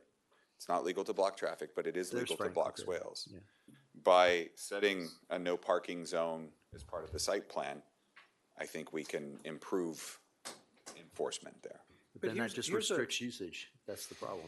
I mean, that's kind of that's kind of the problem, right? So if we tell them they can't park there, then that restricts usage of the farmers market and just encourages people from coming. So the farmers market doesn't want people parking there. They put out cones themselves. I think we're confusing. They don't put cones in front of people. No. The farmers market themselves puts out cones in the neighborhood around to prevent parking because they're responsive to their neighbors. One of my problems. That's what they told me this evening. One of my problems with using site plan as a device to try to improve traffic and parking, recognizing that the parking is completely ad hoc and sprawls all over the place, how do you deal with depicting where people are going to park in a site plan? You can put the note where they're not allowed to park. Which is everywhere. I don't know. You're allowed. It's legal to park in swales. So we can designate the swales that are the heaviest used immediately adjacent to the farmers market as no parking zones, which again, the farmer's market tries to do themselves. They told me the first thing they do when they get there in the morning is they put out the cones in the surrounding area. Chairman, I don't mean to be insulting, but have you been to the farmer's market recently on a busy day? I mean, Yeah, I'm not being it's overwhelmed disrespectful. because I mean, nobody people are parking pays on the attention sidewalk, to they're the parking cones. everywhere. Golf carts are everywhere. I mean, Yeah. it's not, it's a challenge, and the neighborhood. It's a challenge. Yeah. I just- I think we can help with some of that. I don't know that we can solve it, but It is first reading, and I have a couple of my own ideas about how to solve what seems to be an insurmountable traffic problem, which I will ask you and the chief about, but it's first reading, so. Looks like we got some things to work out here, so. Okay. So Mayor, I would ask, I think there's two things we're looking at here. One, obviously, is the specific language on the ordinance, and then some of the other ones sounds very operational. And so we can, if any council member has comments, we'll have obviously Jeremy ready for the language and Frank there to talk about the. One request, because people are going to be going on holiday, let's not bring this back at second reading until we have a chance to hatch this better. Good with me. Is there any reason why we just wouldn't defer it then? I don't mind teeing it up, but this needs a lot of work. Okay, just be clear, that would be August 28th, if everyone's okay with that. That's fine. I don't think there's a rush. Yeah, no rush. Let's get it right. And Mr. Mayor, could you open the public hearing? Public hearing is now open on this ordinance. Public hearing is now closed. Vice Mayor Sardinius? Yes. Councilmember Stoner? Yes. Councilmember Vasquez? Yes. Mayor Roscoe? Yes? Councilmember Bracken? Yes. Councilmember Kaplan? Yes. Councilmember London? No. Thank you. The ordinance is approved on first reading. The next item? I have been duly corrected, August 25th. Yes. The next item is a capital project authorizing ordinance of the Village of Key Biscayne, Florida, selecting FSV Construction Company for construction of the Key Biscayne Beach Park renovation project in an amount not to exceed $871,083, providing for authorization, providing for implementation, and providing for an effective date. Moved. Second. Moved and Thank you. seconded. Item is properly before us. Questions? So procedurally, Colleen, do they bond this, do we require a bond for this level of work from the contractor? Just as a question. Yes. Yeah, so they do provide a bond. Yes. I have a little PowerPoint. Great, go Do for you it. want it? I want it, let's see it. I just wanted to, because this has been a long time in the making. And I did make it. Good, thank you. So there you go. The blue box is the pavilion, the brown orange one is the boardwalk, and the two restrooms are the green. And you'll see a tiny little red box, which is the electrical panel. Those are essentially all the items getting renovated in the I'm project. sorry, what's a red box? It's like a little electrical box. It has like an electrical panel in it. I'm sure you know the conditions are pretty poor currently at the beach park. We're gonna replace the roofs on all the structures. The broken siding and the electrical panel are gonna be replaced as well. And then we're gonna put a fresh coat of paint on everything. The boardwalk is in terrible condition, so that needs work as well. The pavilion's probably the biggest piece of the budget. I think it's broken out by trade, but the pavilion takes up the majority of the budget. And we're removing that internal enclosure, and so you'll be able to see the ocean from the other side of the pavilion. It'll be a lot more open, and there'll be ceiling lights as well, so there'll be some open lighting and ceiling lights. So you're removing that sink? Yes, the sink doesn't function. Right. Yeah, the whole centerpiece. Okay. And this is a little bit of like a rough construction plan, so the staging is gonna happen on the east side with the construction access. It'll be closed to the public on that side. And then the primary construction area is the orange in the middle, and the publicly accessible area will remain open essentially from the showers over to the beach side. The boardwalk is staying, just being repaired? It's being repaired in kind, yeah. It'll have actually more structurally sound columns to it, so it shouldn't sink as quickly. Does this include timed locks on the bathroom doors? Not currently, but we I've could been add asking for them. this for how many years, Steve? Councilmember, we will get you time You locked. told me that before, over and over again. I'm promising you right now, I've been waiting And for they this asked moment. and then the other thing is, I've also asked over and over again, are we gonna get a beam across the property so that people don't Some laser come off the beams? beach? I That's think another thing you said. that was Yeah, the security explored and people it were was here. not deemed. And you know what? I keep doing this, come to the meeting, but nothing ever happens. A beam? What do you A beam. What's a beam? A beam, you know, security beam. It's like an infrared beam that goes across there, and you go past there, an alarm goes off. So people at night don't come trespassing up until the property. Okay, we have cameras, right? We have cameras. Councilmember, we've had our security folks come in, maybe Chief can talk to it better than I can, but Sand's gonna be kicking that off, the Animals Coming is gonna be kicking that off. I think it's gonna go off more than it's gonna be value. But I'll let Chief talk through because we did talk to some security folks about this. Good evening, council member. Yeah, we did have our camera vendor come out and give us a schematic on a beam. The beam isn't gonna stop anyone from coming in, you know? We didn't say it's gonna stop them. I The understand. idea was to, lights go off and alarm goes off and say you're trespassing. Oh, we're not gonna put an alarm I there. can just hear the people on Ocean Club. They don't like that alarm going off. I was just gonna, Yeah. Mr. Mayor, we're not gonna put an alarm for that reason, because then we're gonna get noise complaints. And then the light, remember, I understand your concern with light, but we have to keep light extremely dim, especially The now during turtles. turtle seasons. We have added a significant amount of cover space there with cameras along the access path and in Beach Park, and we've seen a significant reduction of kids specifically hanging out in there. We do get calls from the park from time to time, but it's dramatically reduced compared to what we had last year and the year before. Who's monitoring the cameras? It's on 24/7 in our dispatch center, and the officers have access to it in their cars. So in other words, the people here are looking at it all the time. So if they see somebody go across there, they have voice communication there. Can they then say, hey, we see you there? It's not that high-tech. We don't have voice communication, but we do respond if they see something So how do unusual. we respond? Send a policeman out there? Yeah, we send officers. Wouldn't it be much easier just to say, you're trespassing, get off the property? The camera does not have that capability, sir. Chief, I have a question. Yes, ma'am.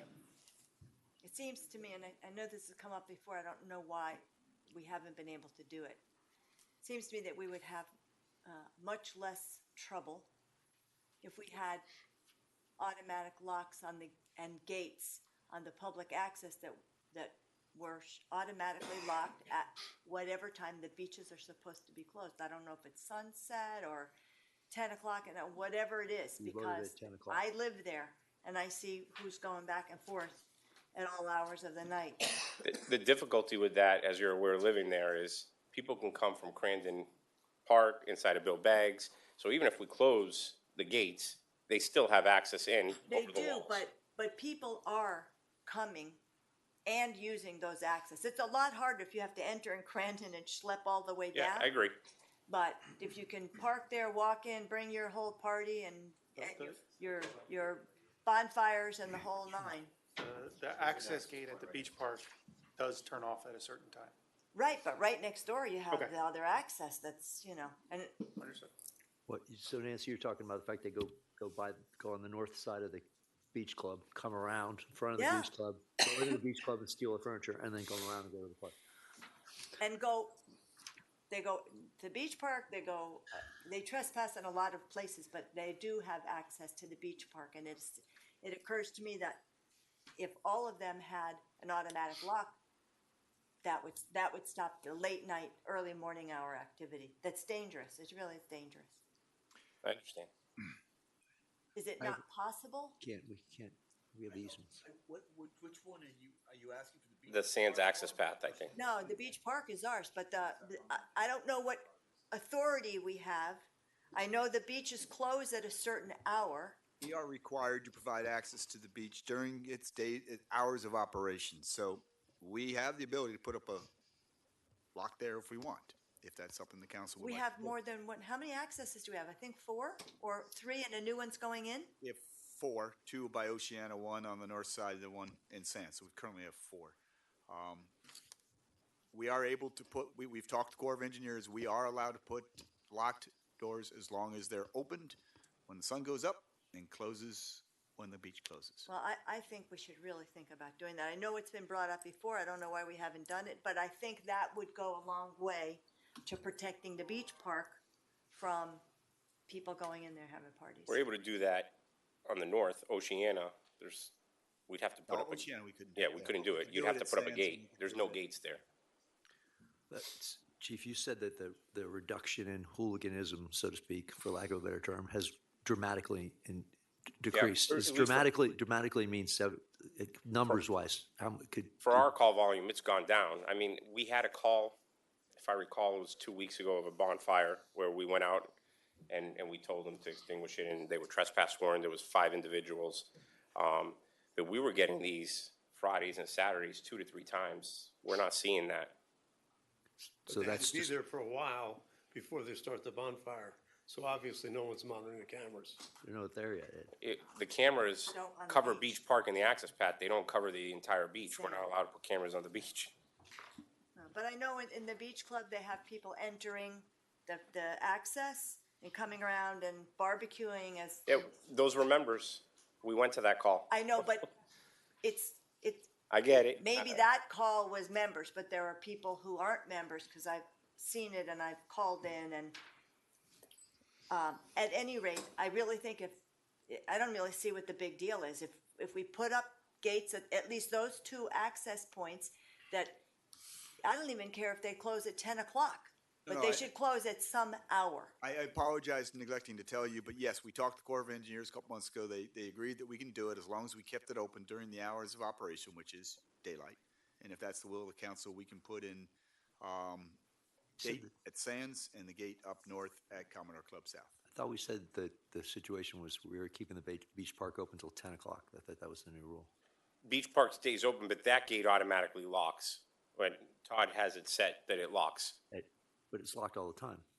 No, it is locked, but even with a fob, you won't be able to access At it. 10 o'clock. Correct. Right. Won't function, correct. Yes, so we're talking about the same idea that is to put one on the north side of the beach club and the south. I don't know if it's appropriate to make a motion at this point. I Mr. have one more question I'll just before take a that. break. I'll take a motion, but can I had a question. On this? Yes, sir. Yeah, go ahead. It's related more on CIP. Thank you. Thank you for stepping in on that. Don't worry. I noticed we've taken, not the lowest bidder, that's fine if we think they're responsive, but I did notice that they are 6 years of experience, whereas the other one, who's the lowest bidder, has 21 years of experience. And the third one came out a little higher, obviously, at 9 years. So why did we take the one with the lowest? The one was a little like $5,000 higher. Yeah, but We had someone on the evaluation committee had prior experience with them at another position that went very poorly. So we take that kind of experience very seriously when it comes to an evaluation of But someone's did that ability. come in as a formal writing evaluation in the write-up? It came in as they are not as responsive and not as responsible as the other bidders. It came out in the evaluation criteria that we used to decide on the project. One of the other components at the evaluation panel is our procurement actually does a due diligence, where he will call or send an email to all the municipalities or companies listed as references. Yes. So it also came up in that process as well, so. That's what I was asking. Yeah, Did that you- is did part you of the get a procurement process. formal, note that they didn't perform such a great job, or maybe a lower rank, and was it germane to the work that they're doing? Yes, so due diligence Sometimes process, he just that may came get a up. bad thing, he built a road, but he's doing a beach park, so, No, what gives? It was a material issue that I guess the other client found, so someone that we didn't feel comfortable working with, especially when the prices were within like a percentage of each other, so. Okay, all right, well, thank you for that explanation, thank you. Okay. One last thing, is there a line item budget to maintain it so that we don't get this far down in the erosion process? Yes, we do have maintenance for all of our parks in our operating budget, and we recently hired a parks superintendent, that venue's supervisor. He's doing excellent, and he's out in the field all the time working on that stuff. So if this is an $800,000 renovation approximately, are we setting aside 10% of that money on an annualized basis to maintain this asset, or how are we doing that? No, it shouldn't cost us $80,000 to maintain it, no, But we do have. I'm just throwing out numbers there, No, Steve. we do, and we take this, and obviously with, I'm not sure if you guys have, a number of you had a chance to meet Vinny. If you haven't, you should. He is very motivated, and he'll even take you a tour of the parks. So I'm very comfortable with him. We go over Todd's parks budget every year, making sure that we have what we need, and I think we've met it. This was, God, I think this has been in this condition 8 years, probably. So this is, it's been a long time coming. It's been something that wasn't. My point, Steve, is that we're allocating money to maintain the asset, not just build it new and then not take care of it. Yes, I don't want to say that it happened before I was here, but I'll say it happened before I was here. It's okay. Mr. Mayor, before we take a vote, because I know it's imminent, can we either, as part of this, amend this, or simply ask, direct the manager to get quotes on erecting gates with timers, and we can decide on the details of the timing of the locking later on and how to proceed, but with a time frame, like in, I don't know, a month or 2 months, but somehow. And time locks on the bathrooms. I'm sorry? And time locks on the bathrooms. Yes. I don't think we don't have to do sundown. If the beach park is open to 10, I don't think we have to, we can have that discussion later, Find the but, appropriate time. Right. The issue is, the doors. Yeah. We'll do it. We got it. That's Yeah, terrific. It's on the record. On the Just to record, be we'll take care clear, Madam Attorney, is this, can be included as part of the ordinance, or we do this separately? It should be a separate item. Okay. It's a separate matter, even though it's related to the beach park. Locks is part of the project, fences, doors. separate. timed doors, right, gates is separate, okay. And that, you're just gonna do that under direction, Yeah, and okay. if we need to say on a record, I will put, I will put those doors in at both Sands as well as Commodore Club South. Okay, so that's on the direction of council, and now on the ordinance before us, Madam Clerk. Councilmember Stoner? Yes. Councilmember Vasquez? Yes. Mayor Roscoe? Yes? Councilmember Bracken? Yes. Councilmember Kaplan? Yes, yes. Councilmember London? Yes. And Vice Mayor Sardinian? Yes. The ordinance is approved on first reading.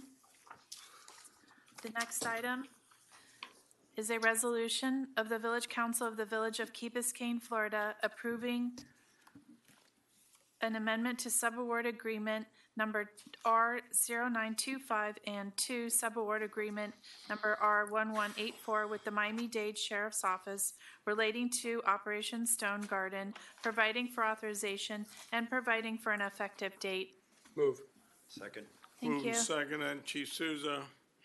Good evening, Mayor and council members. I know we were here originally, and this was approved in December of 2025. When we submitted the paperwork, Miami-Dade Sheriff's Office contacted us and notified that amendment was necessary for subword agreement R0925, that the amount is amended to $5,922. And additionally, the new award agreement is submitted under a different agreement number for 8612. And that's why we're before you today. I understand that there was some concerns or some questions about this. Just to clarify for the council, to give you a bit of a historical context on Operation Stone Garden and how it came into place. This original agreement was signed by my predecessor and by a previous council in 2015, and it's remained in place until the funder opined that the new agreements needed to be executed each year with a new award. Therefore, effective in 2021, a new agreement began. I brought that to council in 2022. The monies awarded in this agreement usually cover 3 years. However, most of the times, the extension requested by the county is extended for another 2 to 3 years. Unfortunately, during this agreement and the sub-agreement, as you're all aware, Miami-Dade Police transitioned to a sheriff's office. And when that happened, as a grant administrator, they ceased processing this. So that's why we're seeing this delay in getting the funding back to us. And now that they've formalized their sheriff's office and all their grant agreements, they're starting to send it out to all of us. And that's why I'm here before you tonight, asking to approve the amendment to the resolution and the new agreement. Okay. questions? All those in favor? Aye. Aye. Opposed? Motion carries. Thank you. Thank you.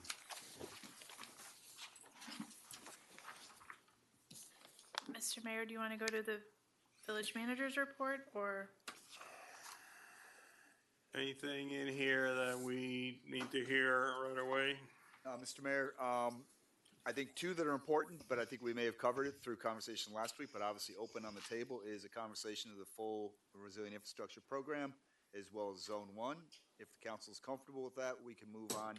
I would like Benjamin to talk a little bit about the solid waste RFP, and then I also would like to have a small conversation about the automatic aid agreement, as well as, and sorry about that, Chief Fernandez, I missed it because it's right at the bottom of the page. I think that Chief Fernandez should also brief the council on the status of the fire apparatus. So those five would be the recommendation. All right, let's do number 3, 4, and 9. All right. So with Director Miranda being out, I'm going to ask Mike Huda to come up and talk through number 3, decentralized stormwater system. Good evening again. Mike Huda with Black and Beach. So I think discussion for our next steps. Obviously, last time we met, we decided moving forward with the alternative decentralized plan. So we were closing that project out, and we're moving forward with the CCTVing. We're putting together a procurement package for, at this point, a design criteria package, and we're working on funding and determining funding. So those are the main action items when it comes to the stormwater plan. And I think to clarify, determining funding, you mean we're working to see the funding options scheduling. that we've got to see if we can transfer them to a new project. Okay. Yes, I'm sorry, to see if the current grants are transferable? Right. that's correct. Correct. Okay. Questions? Solid waste. I would, as Benjamin's coming up, I do want you to make sure if you have read number 1 item there about the fire apparatus, please do. It's going to have an impact from a cost perspective. He can touch in on number 9. When we talk the automatic aid agreement? Yes. All right, good evening. So here's a timeline for the solid waste RFP. I think about 2 to 3 months ago, I presented some of the major differences that were happening from some of our previous solid waste and recycling contracts and what's going to be ultimately issued. So just really quickly, about over a year ago, we surveyed the 1,300 single-family residences. Those are the ones that the village provides solid waste and recycling services for, to see if any changes happen in the results in terms of frequency, components of recycling, in terms of side yard versus curbside services, and bulk pickups as well. We saw some changes compared to the survey they had sent 5 years before that, so we modified our contract based on what the people are requesting. Additionally, Did you implement the suggestions coming from the Sustainability Advisory Board? Very next item here, met with the Sustainability Advisory Board, presented those survey results. They were very helpful to us with some of their concerns. They also put us in touch with sort of experts in the solid waste and recycling field, which Chris and I spent the majority of the summer speaking with, working with, and she was helping advising us on a new RFP. We've since worked again with the SAB. They give us additional concerns, and we're working with our attorneys because there are some substantial changes without giving away what the whole contract is going to be, which I don't want to do publicly before we issue it. So we have worked surveying with the SAB, with our attorneys, and with experts in the field to try to get out, I guess, a better, one of my intentions in doing this is, if you look historically, when the village has put out solid waste and recycling, we've either received 1 bid or 2 bids, and when it's happened to be 2 bids, it's a very new company that comes in and underbids the business. I would like to get all major players in the solid waste field bidding and making this attractive enough where all of them want to bid on this contract, which we've never had in our existence. So there's environmental, sustainability, recycling issues I want, but I also want competitive pricing to also happen for the first time here. So I'm trying to weigh those 2 options together to make this solicitation, right-sized for Key Biscayne. Mr. Bracken, you're the liaison. Yeah, I'm sorry. Just want to express a little concern.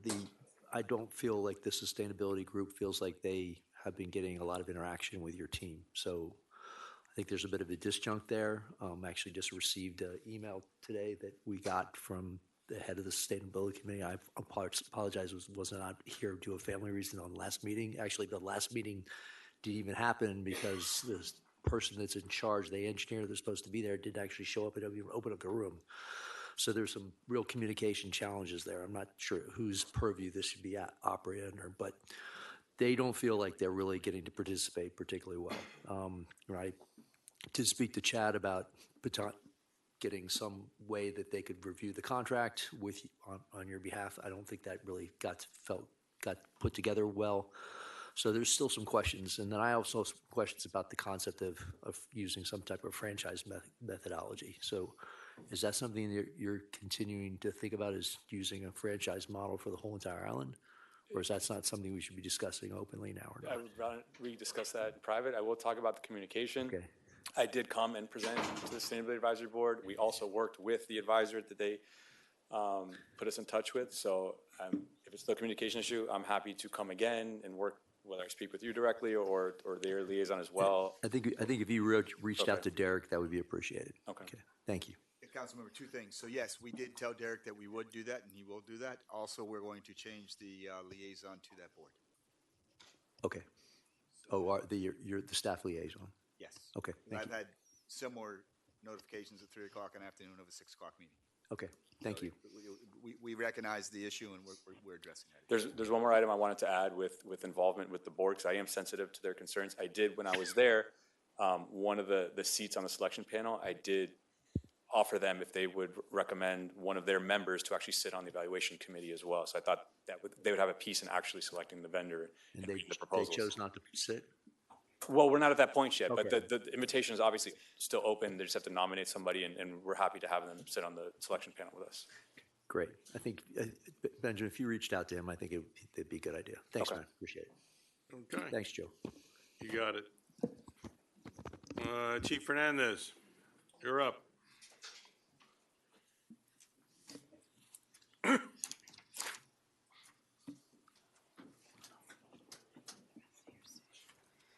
Good evening, Mayor, council members. Joe Fernandez, Fire Chief. Mr. Manager, did you want to speak about the auto aid agreement or? Well, we start with the automatic aid agreement. I think I just signed that yesterday, which is great news. Yeah. And then tell them what that means, and then also follow in some of the struggles we're having with the apparatus. Okay, sir. So we had a option to extend the auto aid agreement with the city of Miami for 1 more year, subject to mutual agreement. The manager and staff met with the city, Chief Hevia, and their staff, and they have agreed with us to extend it the additional year, which keeps us within the structure and pricing of that contract. After this renewal, we will have to go into discussions within this year for a new automatic aid agreement, which will be an involved process, and I'm sure pricing and other issues will come into discussion. But at this point, it was a very positive thing that we were able to get the additional year. It'll give us time to have discussions and continue to stay within the structure of that contract, which is very beneficial for us. Could you explain a little bit more about the contract, Joe? Chief? Sure. Just a little bit more what it means, as far as maintenance of vehicles and things like that. Yeah, it might be a bit of a misnomer just to call it an automatic aid agreement. It's really a full services contract. Automatic aid really means that the difference between automatic and mutual aid, which is a good foundation to understand. Mutual aid means one agency gets a call, they need help on it, you send the call back into another agency and ask for help. When you're in an automatic aid relationship, the call mutually exists, the other department already knows about it, and if you need aid, they're added to the call. What we have with them is more of a municipal services contract where we receive a full menu of services from them, from fleet services, communications, medical direction, supplies, pretty much we're within their structure as an additional station within the larger structure of the city of Miami. So it's a full services contract. It's more than an automatic aid agreement, but automatic aid is within the structure. But it's an important distinction to know that it's not just an automatic aid agreement. So we can pony up on their ability to buy goods and services based on their purchasing agreement type of things? In some ways, actually, some of the services and supplies that we get from them are included within the contract price. And then in purchasing equipment and fire apparatus, because we really work as part of them, we do piggyback off their larger equipment purchases or critical equipment purchases, whether it's breathing apparatus, fire trucks. That's operationally necessary for the relationship that we have with them as well. But this is more than just purchasing. This is responding to calls. When we respond to calls, Yes. they come and they back in. Yes, they are. So due to our size, our geographic isolation, single point of entry, we need additional services. In a just basic explanation, a fire call requires a certain amount of personnel. It's more than just the fire trucks to do the critical tasks that have to be done concurrently to be able to get ahead of the fire, save lives and property. And we don't have the personnel to be able to do that. Most departments always need some kind of help, but we get the entire balance of it from the city, and they are geographically the most proximal and capable department to give us the balance of the large numbers of people that you need to involve yourself in a single-family house fire, in a medical incident, or a high-rise or a strip mall type fire. The helicopter aid program that we went to visit is part of that agreement, correct? Could you repeat that? The helicopter agreement that we went on that demo. That's Miami-Dade. Oh, that's county. Okay. Yeah. Sorry. And that's a countywide tax service. I think one thing I want to add to what Chief's saying, this is a very valuable contract. Yeah, it sounds like it. This is something we want to nurture very, very closely. And the fact that we were able to go over and talk to the Chief Heavy over at the city, and get this additional year extended, it gives us an opportunity, and I've asked both Benjamin and Chief to begin to value out not just tangible what this contract does to us, but the intangible, like the response, the risks that they take to provide vehicles and people over here. And so kind of creating a value so that when we do go back into next year and negotiate this, we'll have a better understanding of what the true value to us is. And they'll understand the value, too, of what they're providing us. Okay. On the equipment issues, this is a real pain in the neck, right? Yeah, it's a national apparatus crisis is one of the ways it's referred to. In the last 10 years and post-COVID, not that it's directly related to COVID, but the time to get fire rescue apparatus has increased between 2 and 3-fold. Where it used to take 12 to 18 months to get a fire apparatus, we are now pushing 4 to 5 years. Even the 2 rescues that you all approved a few years ago just had 8 months added to the delivery time. So they'll be coming in if it comes in at the newly promised date, they will arrive after 38 months of production time. It's being investigated at the congressional level. Part of it was due to a consolidation issue. One large company by the name of Rev bought up 7 manufacturing companies. There's also subcomponent issues that affect it, and then competition. There's 3 major fire apparatus companies left, and those series of impacts have created this situation. Some of it demand issues, some of it supply chain issues, subcomponent issues. There are law firms, attorneys, and lobbyists that are contacting departments. I've briefed the manager and some of you and discussed with our council that at this point, legal action really isn't an issue and that there would be no benefit for us. We continue to work within a system that has these limits in it. And obviously, we work closely with the city of Miami on the issue. They're affected by it as well. And we're in it together. I mean, they actually, as part of the array of things they provide us in that contract for services, is they lend us trucks. They were lending us trucks very often until we received that one truck recently. But it affects them operationally too. And it is very impactful for us, again, going back to the fact that we are in a limited access location with a very long response time from our assisting agencies. The operational status of our fleet is very important because of the time that it takes for someone else to get here. So for our fleet to be down for any amount of time is an operational impact. So are you suggesting that we put our order in sooner than we would have originally done that?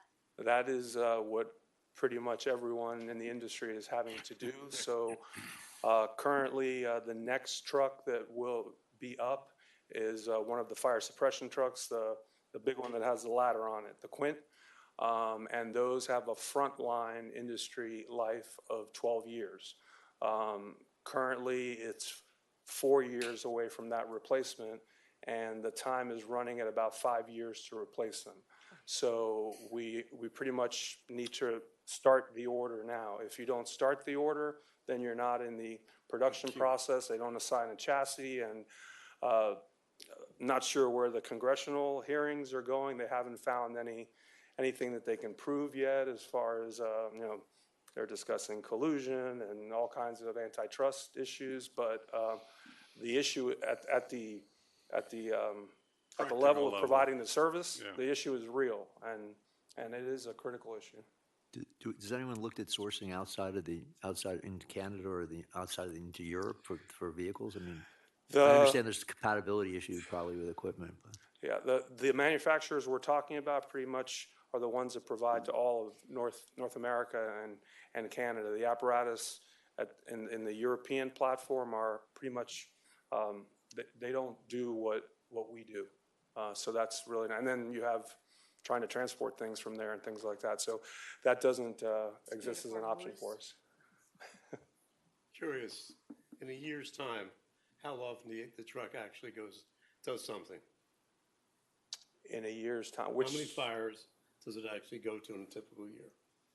We go on a total of approximately 2,000 calls a year.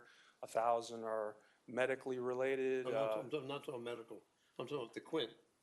Right. That's what I'm talking about, that particular piece of equipment. Yeah. Roughly 1,000 calls if you just look at the category, but sometimes the Quint it'll be a car accident. You'll need the Quint along with the rescue truck for suppression purposes. There's a leak or something like that. But the issue is not so much the number of calls, but the ability to respond to the call. I'm just curious, then how many times does it go and actually pumps water in a year? That's all. Any idea? Actually pumps water, that'd be a metric that I'd have to drill down, and because you respond, you go, there's many things that you do. I'd also have to measure how many times we use the ladder or things like that. Yeah. So I don't have that number right now. The reason I'm saying that, because you said it's typically a 12-year life, and that's typical for the industry as a whole, not for Key Biscayne. So my question is, how do we compare the use of that kind of truck versus the industry as a whole? That's all. So some of the standard issues are based on exposure to, you could say in some respects that the exposure here to the salt air and stuff actually cause greater problems for the aerial, because some of the limiting factors on the aerial ladder per se are due to recertifying it every few years, because not use but corrosion itself puts it beyond its usable life. So it's not just engine hours and use. There's various issues that impact it being a acceptable frontline piece of equipment.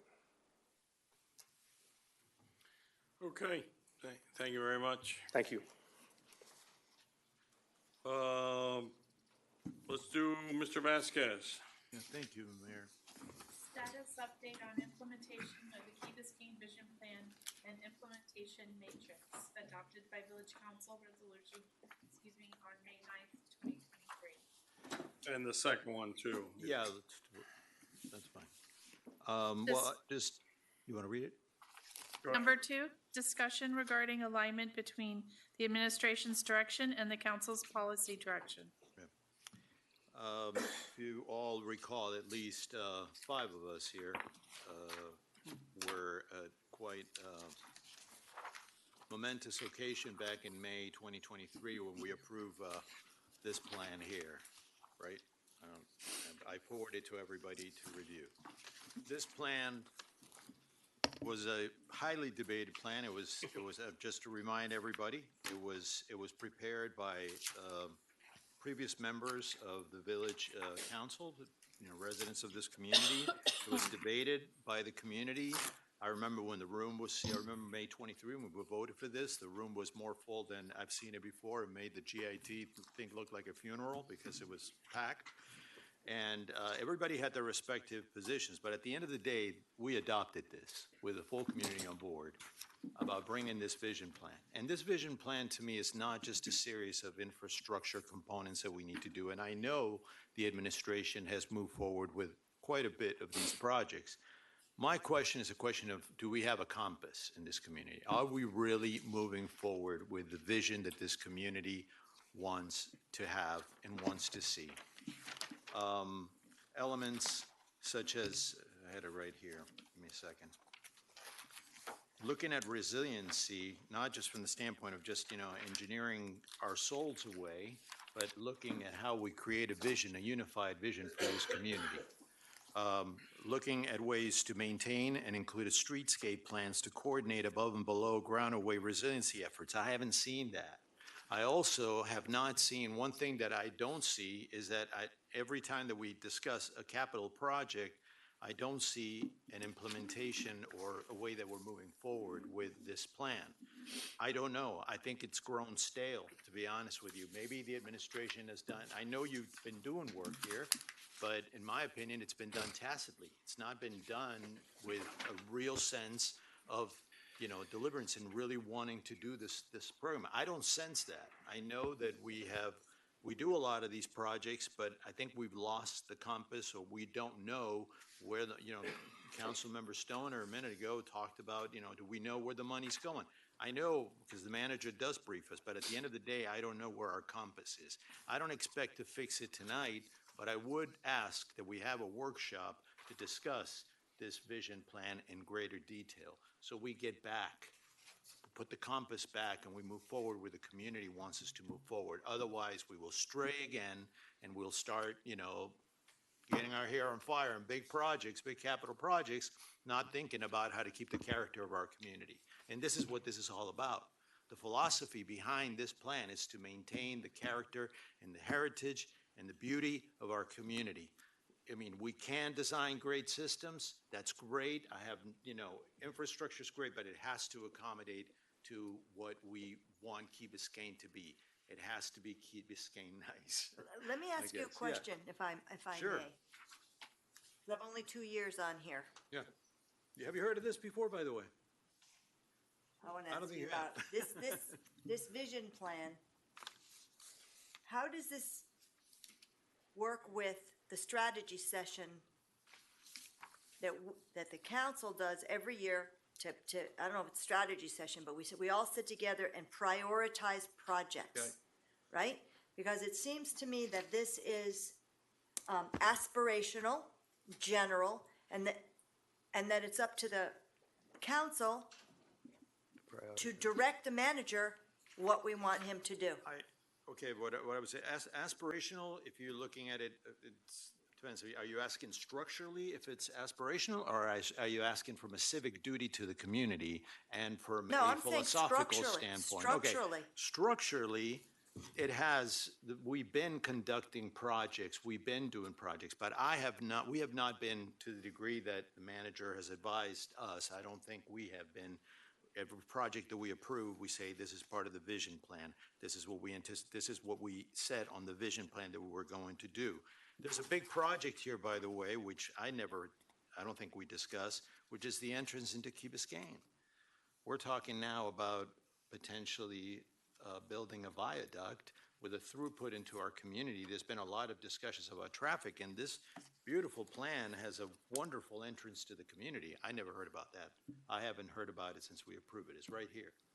Is that on our list? We have a list. I know, but I mean, I'm my just question is, that goes to my second question. Are we aligned with, is the administration aligned with the vision? This is policy. This is not just an aspirational plan.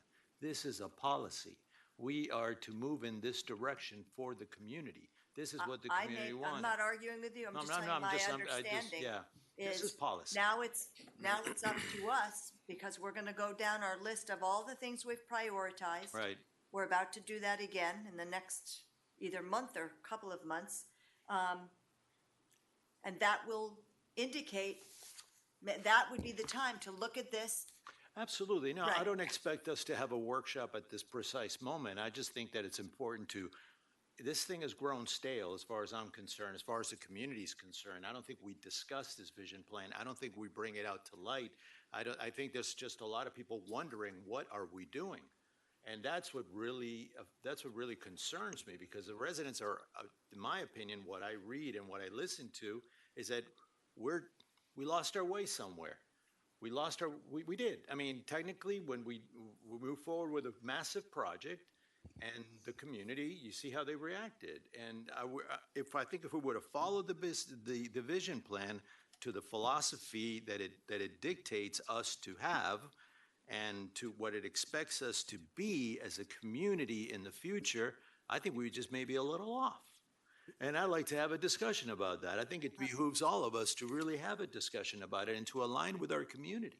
Fernando, but just as a question, we have short-term goals and long-term goals, Yes. right? Okay. And I would agree with you that we got pretty hyper-focused on some goals, right? Yeah. Okay, because we had a challenge. Yes, we did. Right, so I agree with you that we should this should be part of that discussion that we do with the off-site meeting or whatever we want to call it. And we should dedicate some time towards looking long-term. I would ask, and this is not something, I don't think I caught anybody by surprise on this. I forwarded this 2 weeks ago. I forwarded this little report that I try to do on things for everybody to see ahead of time and to discuss. I wasn't expecting to really make any decisions tonight, but I would like us to get back on track. I don't know whether we're following council's vision, which was the community's visions, or we're following the administration's vision. I don't know. I don't really understand what the alignment is there yet. That's why I think it's important that the administration briefs council, we have a workshop, and we talk about it. I want to understand how close, how near, or how far we are from the vision plan of Key Biscayne. Right? That's all I'm asking. That's fair. I think it's fair. And I don't intend to put anybody on the spot. That's not what I want to do. I think if we maintain this, I think we are all aligned with the community, the administration's aligned with council, and everybody's moving in the right direction. Devil's advocate. The nature of this type of work product is they're not projects, really. This is a process to bring the community together and to stimulate tangible consideration about what's possible, what things would look like if this happened, what our goals are, big goals. It is aspirational, and it drives projects. It drives decisions on what we actually want to do to make tangible results aligned with the vision. Yeah, I'm here, but there is an implementation matrix that the plan developed. So, just as an example of I think where we are very much aligned, not just with that vision plan, but with every vision plan that's ever been concocted, has to do with the point about, say community identity. For example, one of the great reactions to the centralized stormwater plan was the temporal destruction of the village. wasn't primarily or singularly about the budget. It was about the disruption to the village that would be consequential for a long time. That, to me, that whole reaction is absolutely rooted in a vision about what we want to preserve, protect, and defend.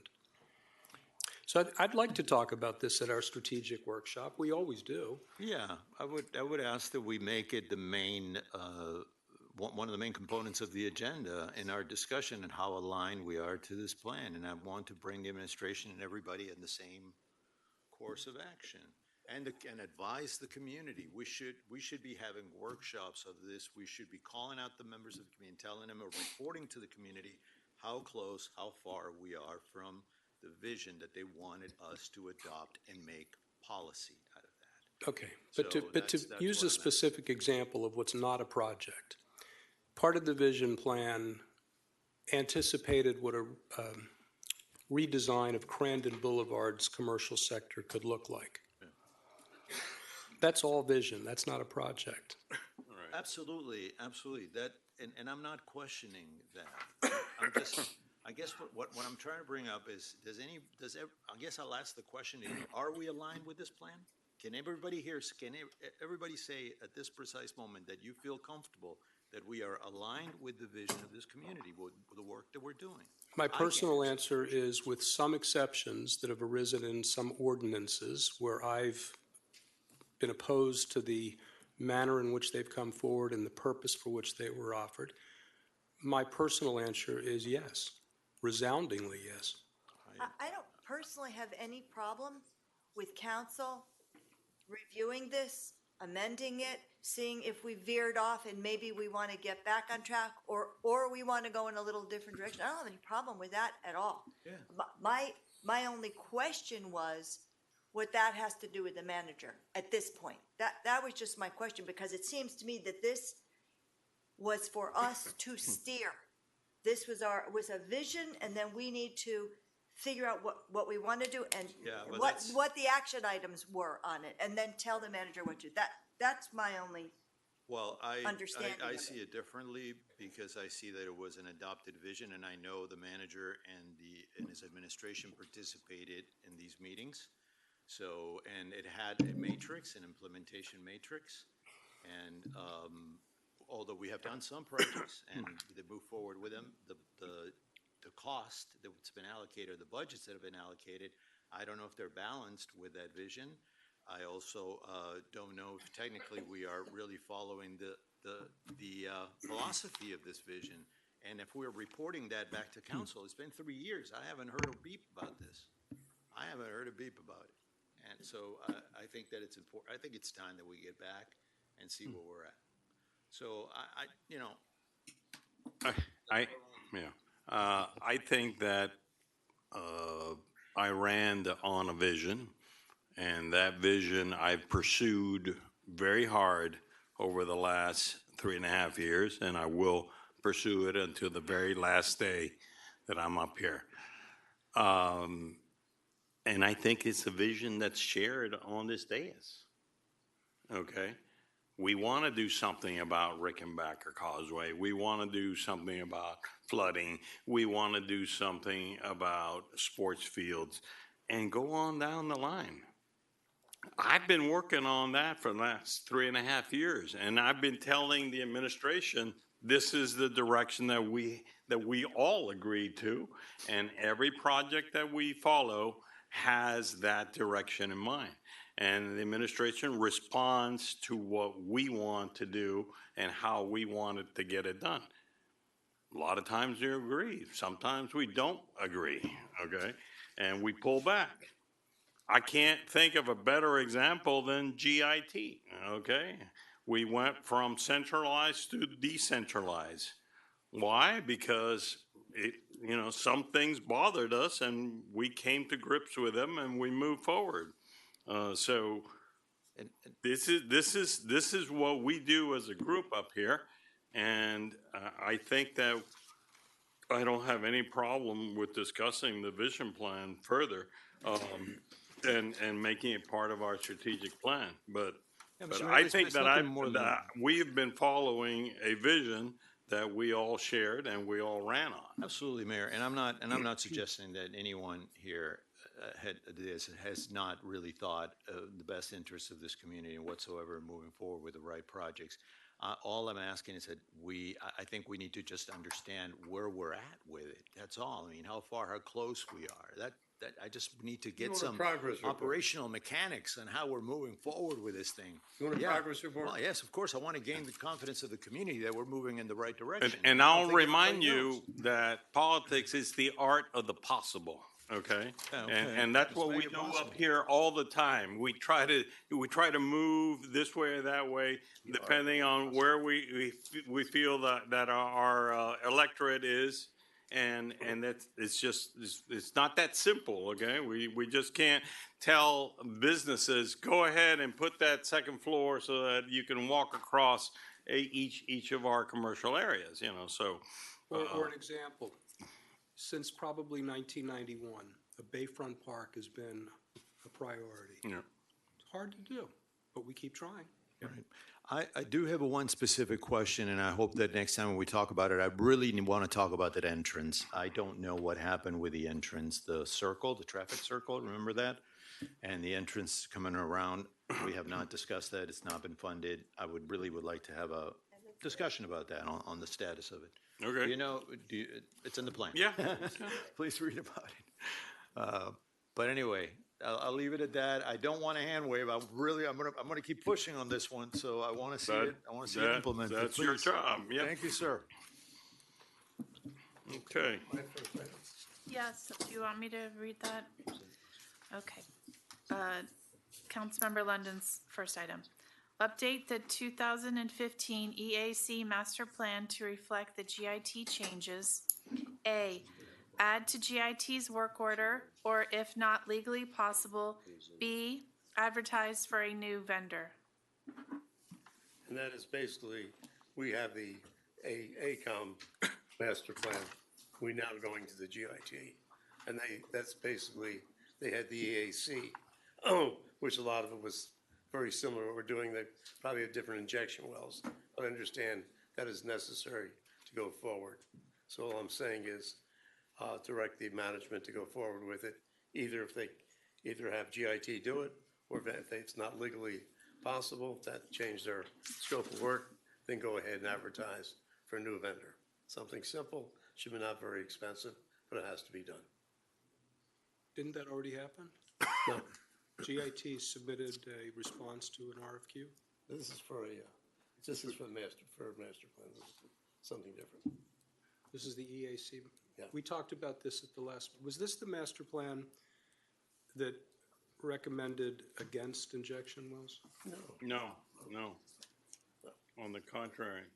But I think I have a question. When you say it would have to be updated to, how do you envision that, Councilman? Because right now, we have the plan for Zone 1. Yeah. So basically, update it for Zone 1. That's all I'm saying. Okay, so just update the AC master plan Yes. for that time. That's it. But what we, Ed, why can't we just move forward with the, that was, I mean, it's something that we should do, because basically, my next thing, go to my number 2. Ed, can I ask a question? Yeah. I'm a little confused, but when you say that the 2015 EAC master plan that reflects the GIT changes, why wouldn't we just take the work that we just did with GIT and take it to the 30% drawing level? Which Well, is this is not the, this is not the, what do you call it, the bid package for 30 design build. This is just This is plan the showing- holistic for the That's whole all. island. Okay, Yes. got it. Okay, understand. That's all. Thank you. You want me to read number 2? Advertise for bids to provide a drilling and geotech report for a shallow injection well at the K-8 school. So what I'm proposing is that we move forward with one injection well right away for the school, which is our biggest problem, and get something moving, getting something done. In order to do that, while we do anything else as far as the bid package, you got to get a geotech, drill a hole, make a report where they're going to put the well in. So what I'm saying is, while we're going to provide bid packages, in the meantime, get this done. I Not have a wait till question. we get the bid package and then do it afterwards. I have a question to the attorneys. Would this be considered, I mean, given the excessive flooded conditions of the school, would this be considered an emergency contract? Could this go under, because we want to get it done. We're in hurricane season. We've been debating back and forth on the big day. I'm wondering if under what Councilmember Lennon's bringing up, clearly could qualify as an emergency condition and get it done under emergency. I mean, Steve has bids ready from a couple different drillers, he told me. No, but I'm talking about the installation of the pump. I'm talking about first, no, but it's really two different things. We got to get this done before we have the bid package done. So I'm But it all saying, falls under an emergency. well, yeah, but I'm just saying, get this, not to confuse things, just go forward with this thing, with this drilling thing, which should be no more than $50,000. So, I guess I am confused. Yeah. What I'm And I saying thought is- that's what we just laid out here, is that we asked I'm talking about this is $250,000. strictly for the school. Right. This is strictly for one shallow injection well at the school. That's what I'm saying. So you Single- suggest, because we just went over what our recommendation to move forward, which was for the whole zone. Are you suggesting that we just do it for one? I'm saying right now, we go forward with one thing for the school, get the thing moving, yes. I mean, while we're doing all the other Well, work. We start today. Right. Get the bid package done for the school. We get the thing done, it's also test a concept. Then we really know what going forward for the other 5 wells, if we made any problems, if we need any changes, what the costs are, how we can be more efficient. So, and since the school is the biggest problem, that's why I'm suggesting that we do that first. Ed, are we talking about doing this simultaneously with the current money that we just approved for, that's with the recommendation in That Exhibit A? would be coming out of the money we just approved that we just moved into the budget. So Steve, you feel like we can break out the 250 and do the GOT just a single? 250. You just approved $250,000 for geotech. Right. Yeah, but I'm just saying, well, we're talking about one well, probably closer to $50,000. He's just asking. So of the two, I guess, if we have to do a design criteria package, why don't we just do it for the whole zone? And then the first project we'll do is the. I want to get the thing done and moving quickly as possible. Under that particular condition, and that's why I was suggesting an emergency approach to it to handle it before hurricane work season, fine. but that would also include the assessment. Well, I think it fits because obviously we want the kids. We're tired of having that place I don't know, flood it's- all the time. It's about I don't know time what they to do call an something. emergency. So. So I think if it. Is there So Fernando, a question as to whether the existing collection system would support that? See what? The underground piping to get to No, it? this has nothing to do with that. This is basically drilling a hole, a pipe down into the ground to the salinity layer. I hear you, but how does the water get into that injection well? How does the water get to the injection well? One cut, basically. Normally we go into an injection well by inlets, pipes, yes. So it's that site-specific, that's circumscribed? Do we know There's no that those, transmission to get to that? Of course, the transmission, there's pipes there we're going to utilize our existing piping system to pipe the water into the thing. I guess why I'm asking the question. Is it a settled conclusion, or is it a fair assumption that that system is adequate to handle that? Which system? I mean, I think he's asking, we're televising conveyance piping, right? To make sure, to see what we have. Put it The this question way, is, I'm do we know? Not, we'll let that some sections of pipe. I'm like, I can't tell you that until they do the design drawings. He wants to move forward with the issue of the school, and I'm suggesting the only way that can be done quickly enough, I think, would be under an emergency contract. But is there a way to prioritize the school in the package to say, you know what, we're going to do the whole package and then prioritize the school as the primary part of that package? You're saying basically saying you got 6 things, but do number 1 and give us that before you go any further or anything else? Yeah, that's the idea. Is that what you're saying? Yes, sir. That's what we had already said. no, it is, I don't think it is what we had said before. I mean, the idea was to do the design criteria package, and then we would decide which would be the first pump that we place. We always talked about the value of modularity in this GIT process. Yeah, I So we just can, didn't we think can we had name the decided school as to being do the that. first That's- site. Right, that was my, So But I don't this know. would be the first site. Yeah. Get moving right away. I think we all agreed that we had a discussion about the school being the most important spot. And I think we even talked about, as we go forward and we design this zone, that's certainly the first one, because we never committed to an entire zone. We just committed to definitely starting with the school, so we're saying kind of the same thing. So I'm saying basically, But I think what Councilmember Kaplan is saying is certainly the televising of the pipes of the conveyance system that's gonna go to that needs to be done, right? Because we don't know what you mean as far as the, integrity of the piping for the conveyance system is, right? yes. Okay, so the design criteria package still needs to be done. Let's just I'm happy to decide that the school should be the first pump. Well, you see, my number But, three but, is, my number three. Let's get to number 3 then. Well, I think It'll be number three. Councilmember, before you go to number 3, I think we can get to where you want. It's Yeah. something called progressive design build. And so if I get Mike Hu to come real quickly, that's also. I don't like it up here. I know you don't. I really don't need it. But just let me tell you, so there is something called progressive design build, so if that's what you want to do, to prioritize that portion, I guess, subzone 1 alpha, we'll do that first. So the third thing. Obtain 30% design build drawings for a shallow injection well at the K-8 school.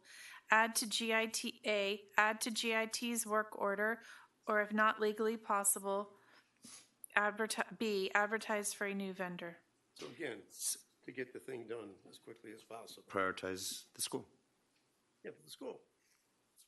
Okay. And so the whole thing is all together to do one well, or one injection well as quickly as possible. Okay.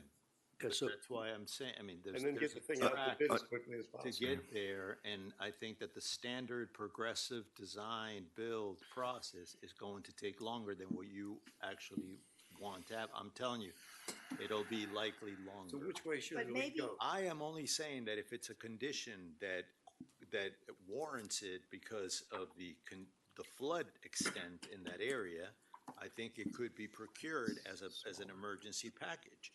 I think, I'm asking, that's why I want to know from the attorney, that would be the case. I don't want to put you on the spot. No, through the mayor, happy to answer that. We're still, well, just to Councilmember London's point, we're still evaluating the scope of the GIT RFQ and whether we can add that as part of the scope or as part of the work order. As far as the emergency procurement, we'd have to comply with the CCNA, and there are situations where we could go forward on an emergency basis. But I think there are other issues that I think the mayor wanted to address. The manager. Yeah, wanted to I'm not trying to cut, I want to be specific. I'm not trying to cut corners in anything. I mean, engineering is engineering, construction is construction. It has to be done. It has to be done right. But what worries me is the procurement process. And at this point, if we need to do something that hurricane season is coming up, is there a way to do all of that with an emergency approach? Yeah, well, we would have to look at it further. I would say, and obviously I don't want to speak for Chad, and then I'm sorry to interrupt you at all, but let I us know. think You don't have to- emergency is a temporal thing. We didn't choose it to do it last year, we didn't choose it to do the year before, we didn't choose it to do it the year before. This flooding has existed for a long time, and so I think we would have a challenge. Obviously, we'll talk to Chad, and I think she and I can talk to Chad. There has to be a specific reason as to why you call something emergency. That doesn't mean we can't do it quick. School zone that's been flooding for a while. And anyway, I get you. We sort of. Giorgio said he can do the thing in 2 months to do the school thing. The 30% design. Basically, he's at 10% now. To go to 30%, take 2 months. I don't know, that's a procurement question. No, he's saying to you that he can do the design work in 2 months. Now, forget the procurement conversation. For the not for the whole thing, but for No, just this, just And it'll this cost particular one. $50,000? And it'll cost $50,000? no. What will it cost? I shouldn't divulge it because basically, if you put it out to bid, you don't want people to know. Okay. I thought you mentioned 50,000 earlier. No, he talked about 50,000 for the For the geotechnical work. Oh, right. Just take the 250, subdivide it. Into the 5, 6. Anyway, I don't know how you guys feel about, going forward with zone one, that's where really discussion is right now, not zone one, with the schools being number one individually and moving forward, rather than trying to put the package together for everything.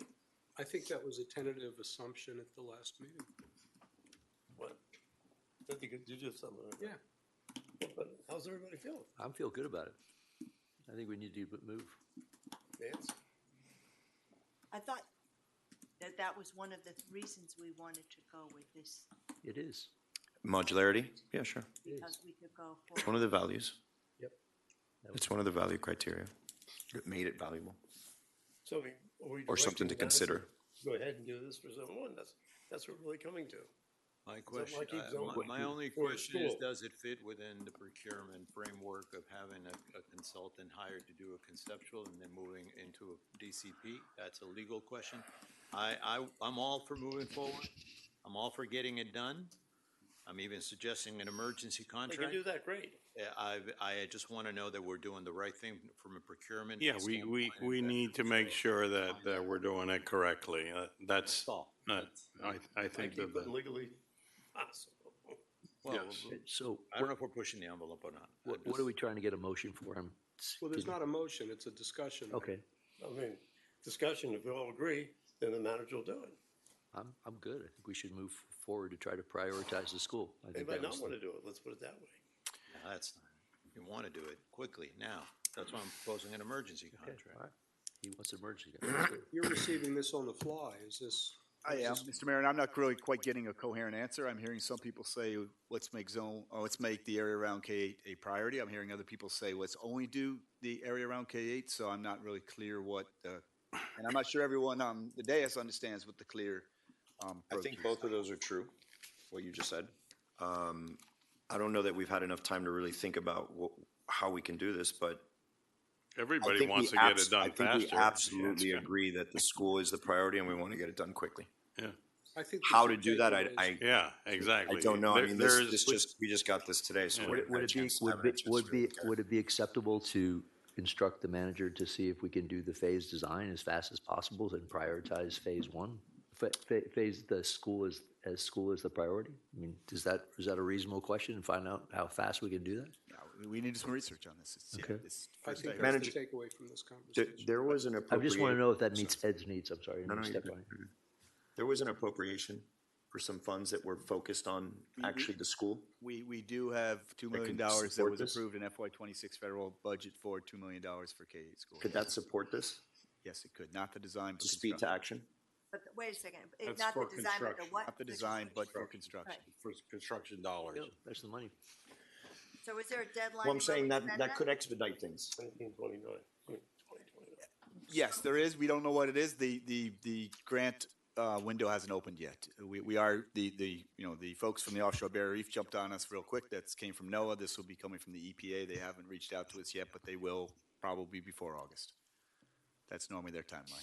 So these are money that we actually have at hand, or this is grants that we're having to apply for? Oh, yeah, it's approved in the federal budget, so it exists and it is designated to us. We just have to go through the process to acquire it. So it is allocated and appropriated to our project. Okay. But would it be quicker rather than trying to figure out how to get the whole thing done as a group, get the one thing done and move forward? I'm okay. I'm okay with either. But I don't want to do it to the detriment Oh, of, no, me neither. okay? No, of course But not.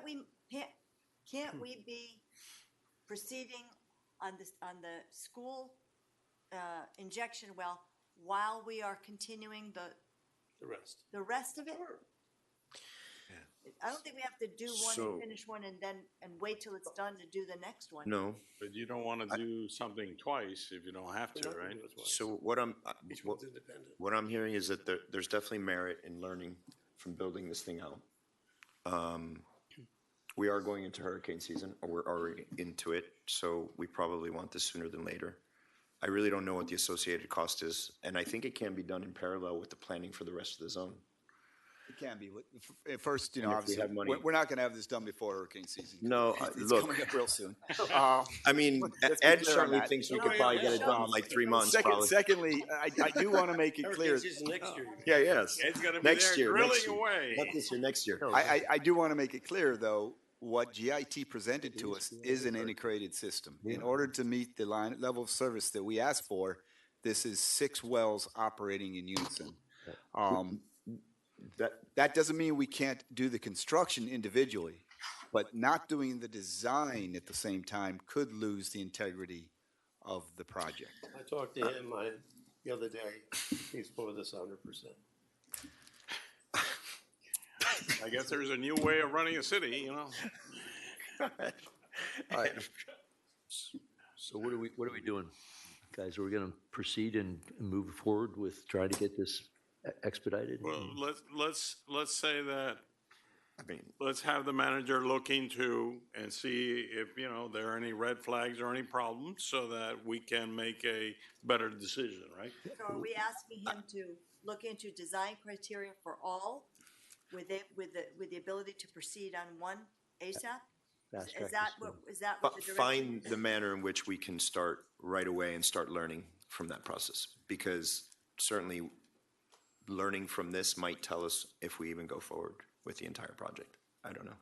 Well, and we definitely have to televise the conveyance system though. So but we're doing that with Garden District too. We are. I want to make sure everyone is clear what a design criteria package is. So design criteria package is setting the standard for how you're going to construct, to what stipulations, what specifications, so forth and so on. It is a partial design, but nowhere near a full design. It's not intended to give the engineer a full design. What it does is then you put it out for a design build. That contractor hires an engineer who then will finish that design and then then the contractor will do the construction. So either way, we have to do a design criteria if we're going to do a design build. Let us put in that design build contract that the first one to do work will be the one around K8. Because I don't think it makes sense to do 2 separate design criteria package, one for K8 and then one for the rest. And again, the design criteria is the design criteria. It's not going to be that much different for a subzone versus the whole zone. Will it take a little longer? Yes, it will, Councilman. It will take a little bit longer. But at the end, we'll have the ability for a single contractor to be able to do all 6 of them in the order that we wish them to do it in. He estimates 2 months for one zone, 8 months for all the zones.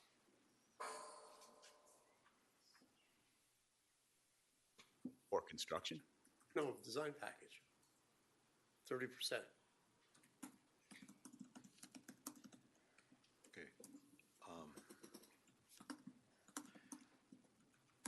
That's So where why are we going? okay, before we say that, let me just, I think that I'm inclining more towards an emergency type of structure because it addresses one specific component, which is the school flooding. I understand the administration's concern of looking at the whole thing, making sure that it works on the level of service. I am looking at the framework of something that needs to be done right away because the kids need to get, get flooded. I've even taken my own daughter, I said it before, carried her to school. We're done with that. We need to fix that. So I think that we need to kind of change. If we're trying to compile everything tonight, I don't think we're really going in the right direction. I think we should manage one area strictly for the school, and then we should, when we do the design package for the remainder of it, we address it in a holistic way. And that pump station that will be there for the school will serve as an additional element to improve or to strengthen the design for the whole area. That's how I would like to kind of propose it. I think that that's probably better. And so let's focus on the school. Let's focus on the kids. Let's get that done now. We may, we're going to pass the hurricane season, but next hurricane season we'll have it there. And let's, in the meantime and in parallel, go ahead with a design that the staff wants to do responsibly to handle that whole area. Are you okay with 2 design criteria packages? I don't really see the real difference, Mayor. The only No? thing where I see where the needle moves is more on the mobilization of the contractor. Obviously, we get better economies of scale if we get one contractor that does the 6 pump stations. Right. In this particular case, I think that the cost will generate far better returns when we get that area dry for the kids. But there's a So possibility. I think I am obviously fiscally concerned that we may have an additional mobilization cost, an additional contractor, but I'm not civically concerned because I think that we'll do a great favor to that place that's been flooding for quite an extent of time. Is there a, You can have small contractors bidding on one or 2 wells who might not have the financial backing or the bonding capacity to bid on 6 wells. You might get a better price doing it this way. Yeah, I mean, I don't know. I don't think we And you should. don't know till you get the I don't bids. know that that's Sarah. hypothetics, and that's what gets us in trouble. But let's take care of the school. Let's do it. I'm all for it. Let's That's get fine. that moving, and let's take care of the rest. Can somebody format a procedure that we can actually direct the manager with, that's consistent and? Well, I would procedure is that basically determine from Chad whether we can use GIT to change his work order to do 30% from this 10% it got now, or we have to advertise and get somebody else to do it.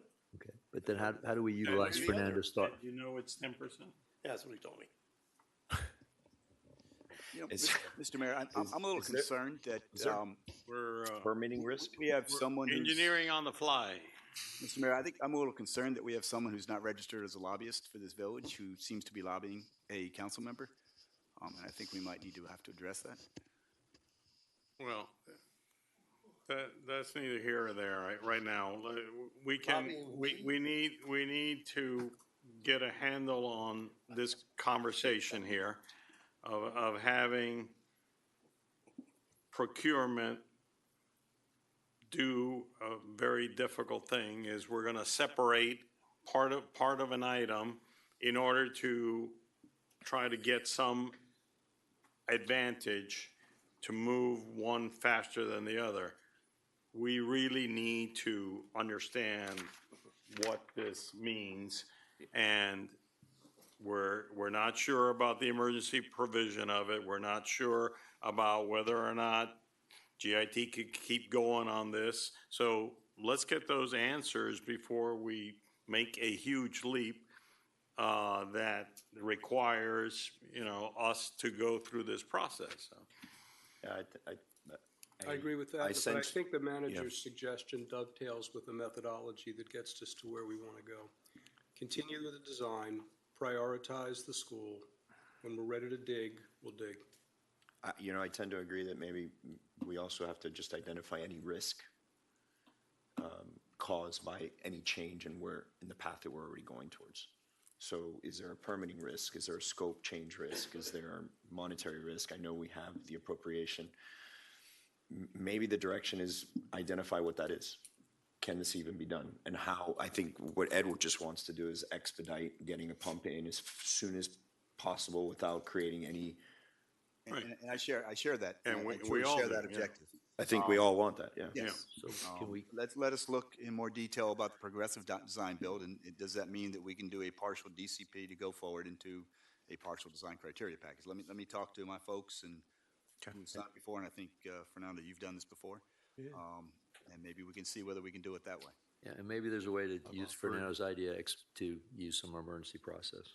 Like I said, if we can just separate doubt the it school. seriously, I think we can, Mayor. I don't know why, but I get a hunch that if we can legally, the area gets flooded, the kids need to get to school.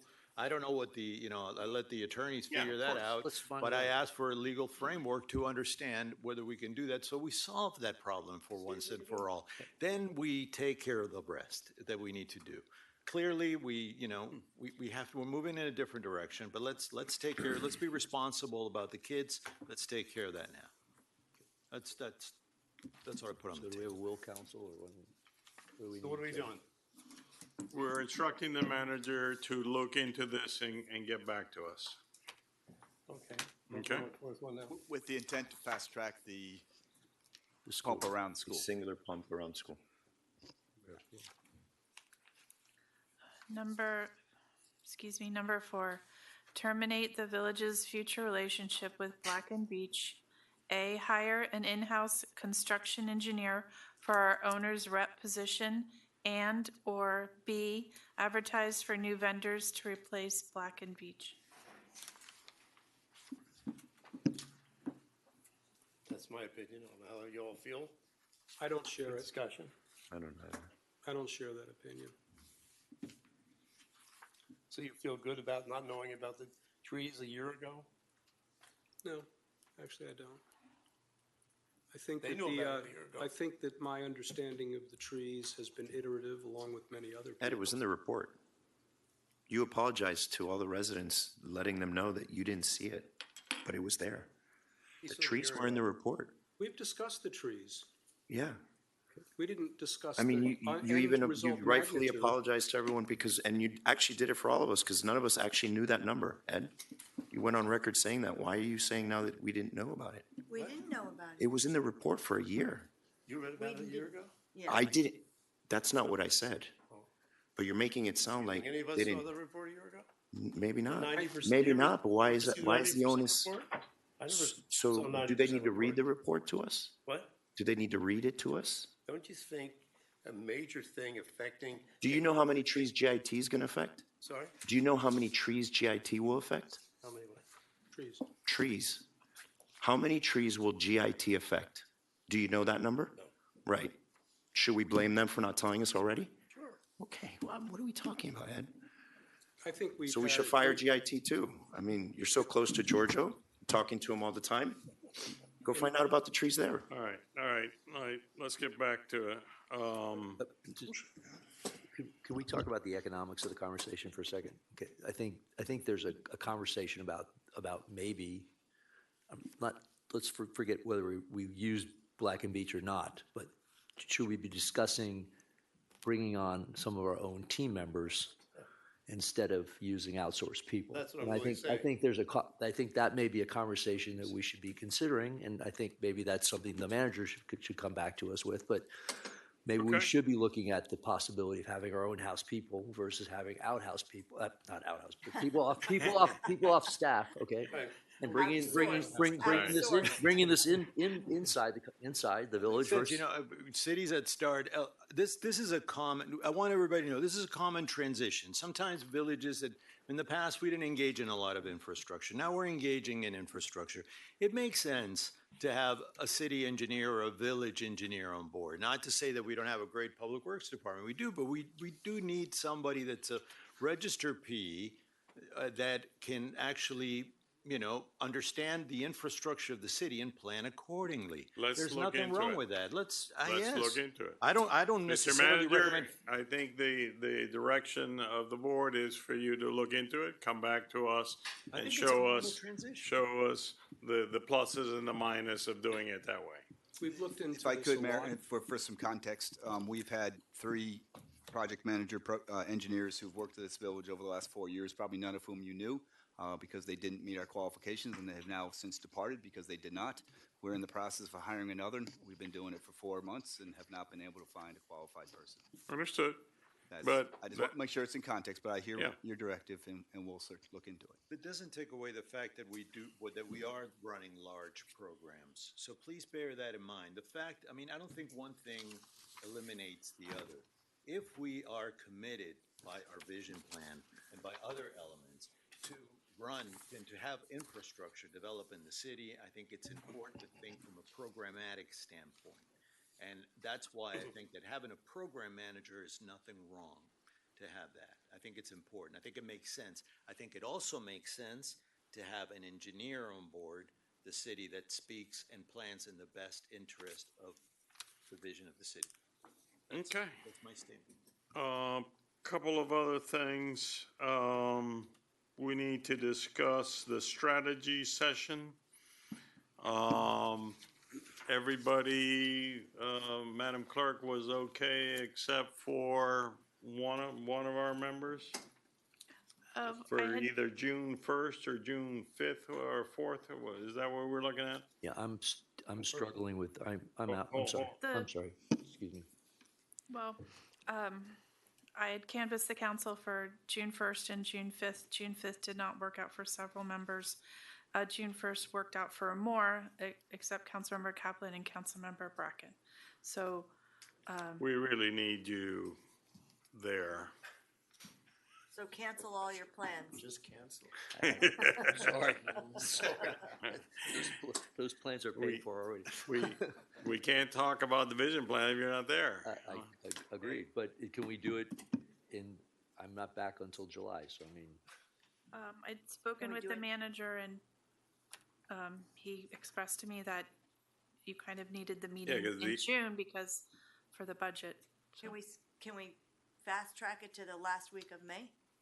Are you still here? if we Are do it you- on On May the 25th. 22nd, next Oh, my Friday. God. From the 26th to the We're giving us 1 30th, day? I'm off. Just So one I day. can do Is there any other June, day? early June, but I can't do late May. I'm back June 6th. I'm not here. I'm Frank, I leave on the 27th and I'm back on the 1st of July, so. 27th of May, out back on the 1st of July. I've Do you want to try to got do family this commitments all early over. next week? What about the 26th? I'm 26th, I gone. can- I'm not good next week. 26th, I can do it. I'm The gone. 20, what? Monday's Memorial Day, the 25th. Oh, 25th, Memorial Day, yeah. And Mayor, these How's Gina doing? sort of events do take a lot of time to put together. I don't want to have an event just to have an event. The staff has to do a lot of work in preparation in order to make it useful. for you all to make some decisions. Understand, but we have 2 members that will be out of pocket.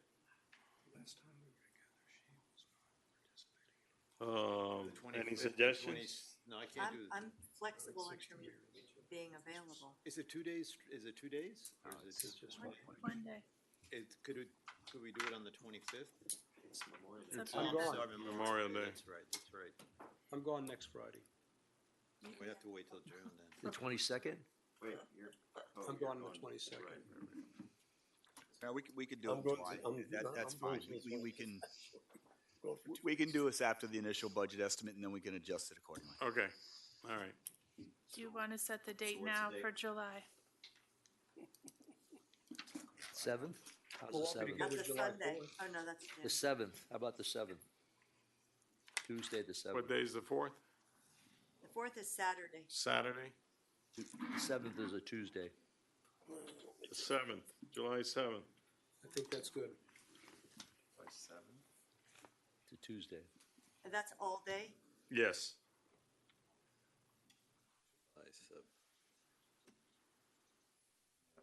Okay, everybody good?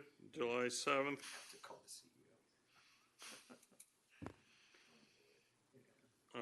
All right, tentatively, let's put July 7th. Please send that out, Madam Clerk. What time? All day, so Seven. 8:30 to 6. Yep. That would be I just want to, I think 2 seconds, but I do want to bring it up. Hold on a second. I need to, I'm gonna add 2 people to the Art and Public Places Board. One is Dominique Briard, and the second is Carlos Coto. What did we say, July, what, 7th?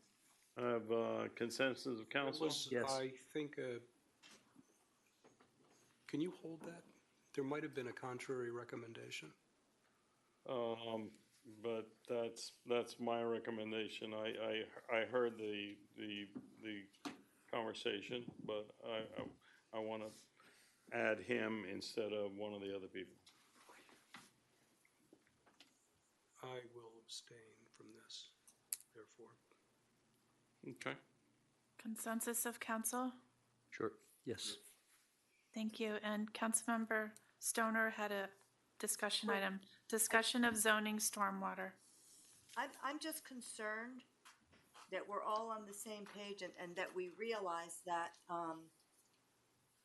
in light of the reduction in the amount of what FEMA is offering us that we are gonna be spending more on Zone 8 than we expected. Yes. Because originally, we were expecting 90%, we were gonna do 10%, and I think we might have thrown in some might as wells because there may have been some extra costs in there. So I'm concerned that we're not really paying attention to the fact that now we have to cover 50%? I think they're coming up with 45% instead of 90%. I think the number is better, it's $7.6 million. Well, what is it gonna? That's approximately 55%. Okay, it's gonna cost us well more than what we originally thought, and I'm not saying we shouldn't do it. I just think that we need to go over that and make sure that we're aware that it's costing that and approve that instead of just, and I don't know, I'm not sure what the plan is, whether this was gonna be an agenda item at some point, but, we're not paying attention to that as far as I know, and I wanna make sure we're all on the same page about that. It's a brand new thing that's come out, so. Right. Yeah. Well, it was the original budget was far less because they started it in 2019, I think, and then it slowly creeped up to approximately 13 million. Yeah, so the history of this was when it was first estimated, it was $2.6 million back in 2021. That's what we put the grant in for. At that point, it was a COVID grant. They were 90-10 matches at that point. As you guys know, we've gone through quite a bit of process with that. We did complete the design just over the last year or so. We were working the construction grant. We thought it was going to be 90%. It was not. The contract cost is now 14.6 estimated. We thought it was going to be 13.1 federal, 1.5 us. It came back that they will pay $6.8 million, which would then require us to pay, gotta get my glasses on, $7.6 million. So just for context, that is $6.1 million more than what we thought we would have to pay for. Right. Our recommendation will be is that we would put that in the bond. That would be our recommendation.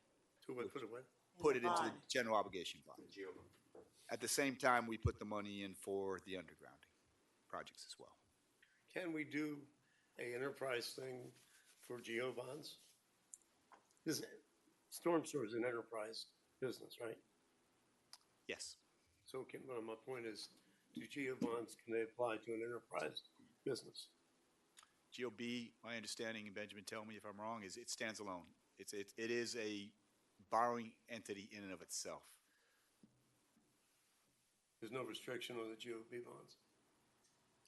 Other than the value? You can't put it through a enterprise fund. I think you're asking how it's generated. The GEO bond is done through taxable value, and it's done through taxable value versus enterprise is done based on a fee, a utility fee. That's how, aren't the storm sewer, it's the storm sewer, isn't that enterprise? Yes.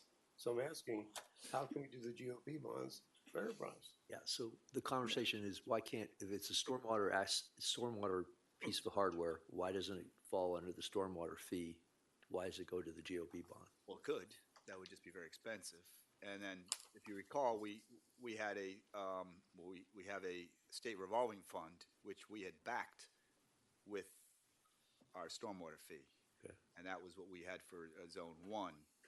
We would have to do something similar if we wanted to back it from the stormwater fees. We'd have to do that and apply for it for Zone 8. So, but Any reason not to? Time. But not that we can't do it. Can you walk me through the benefit? I don't understand. yeah, well, think about Oscar, right?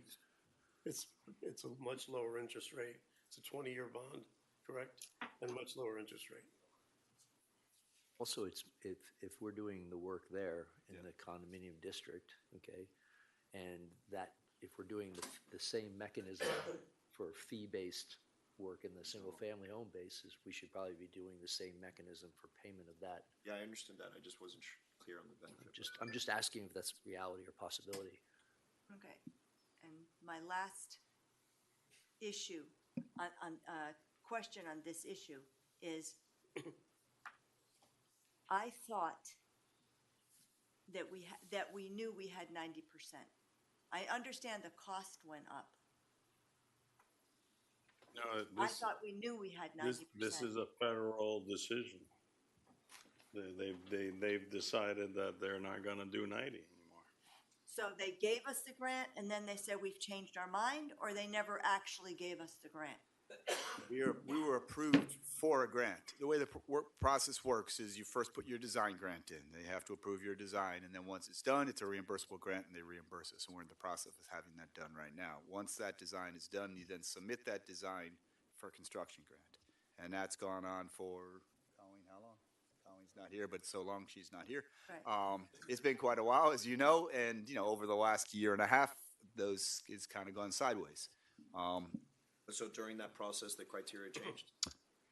I would imagine the money changed, the decision-making changed. There has been significant changes in FEMA over the last year and a half, in how they approve or don't approve loans, or grants, excuse me. And that was their determination coming out, as they would fund at 6.8 million. 45%, yeah.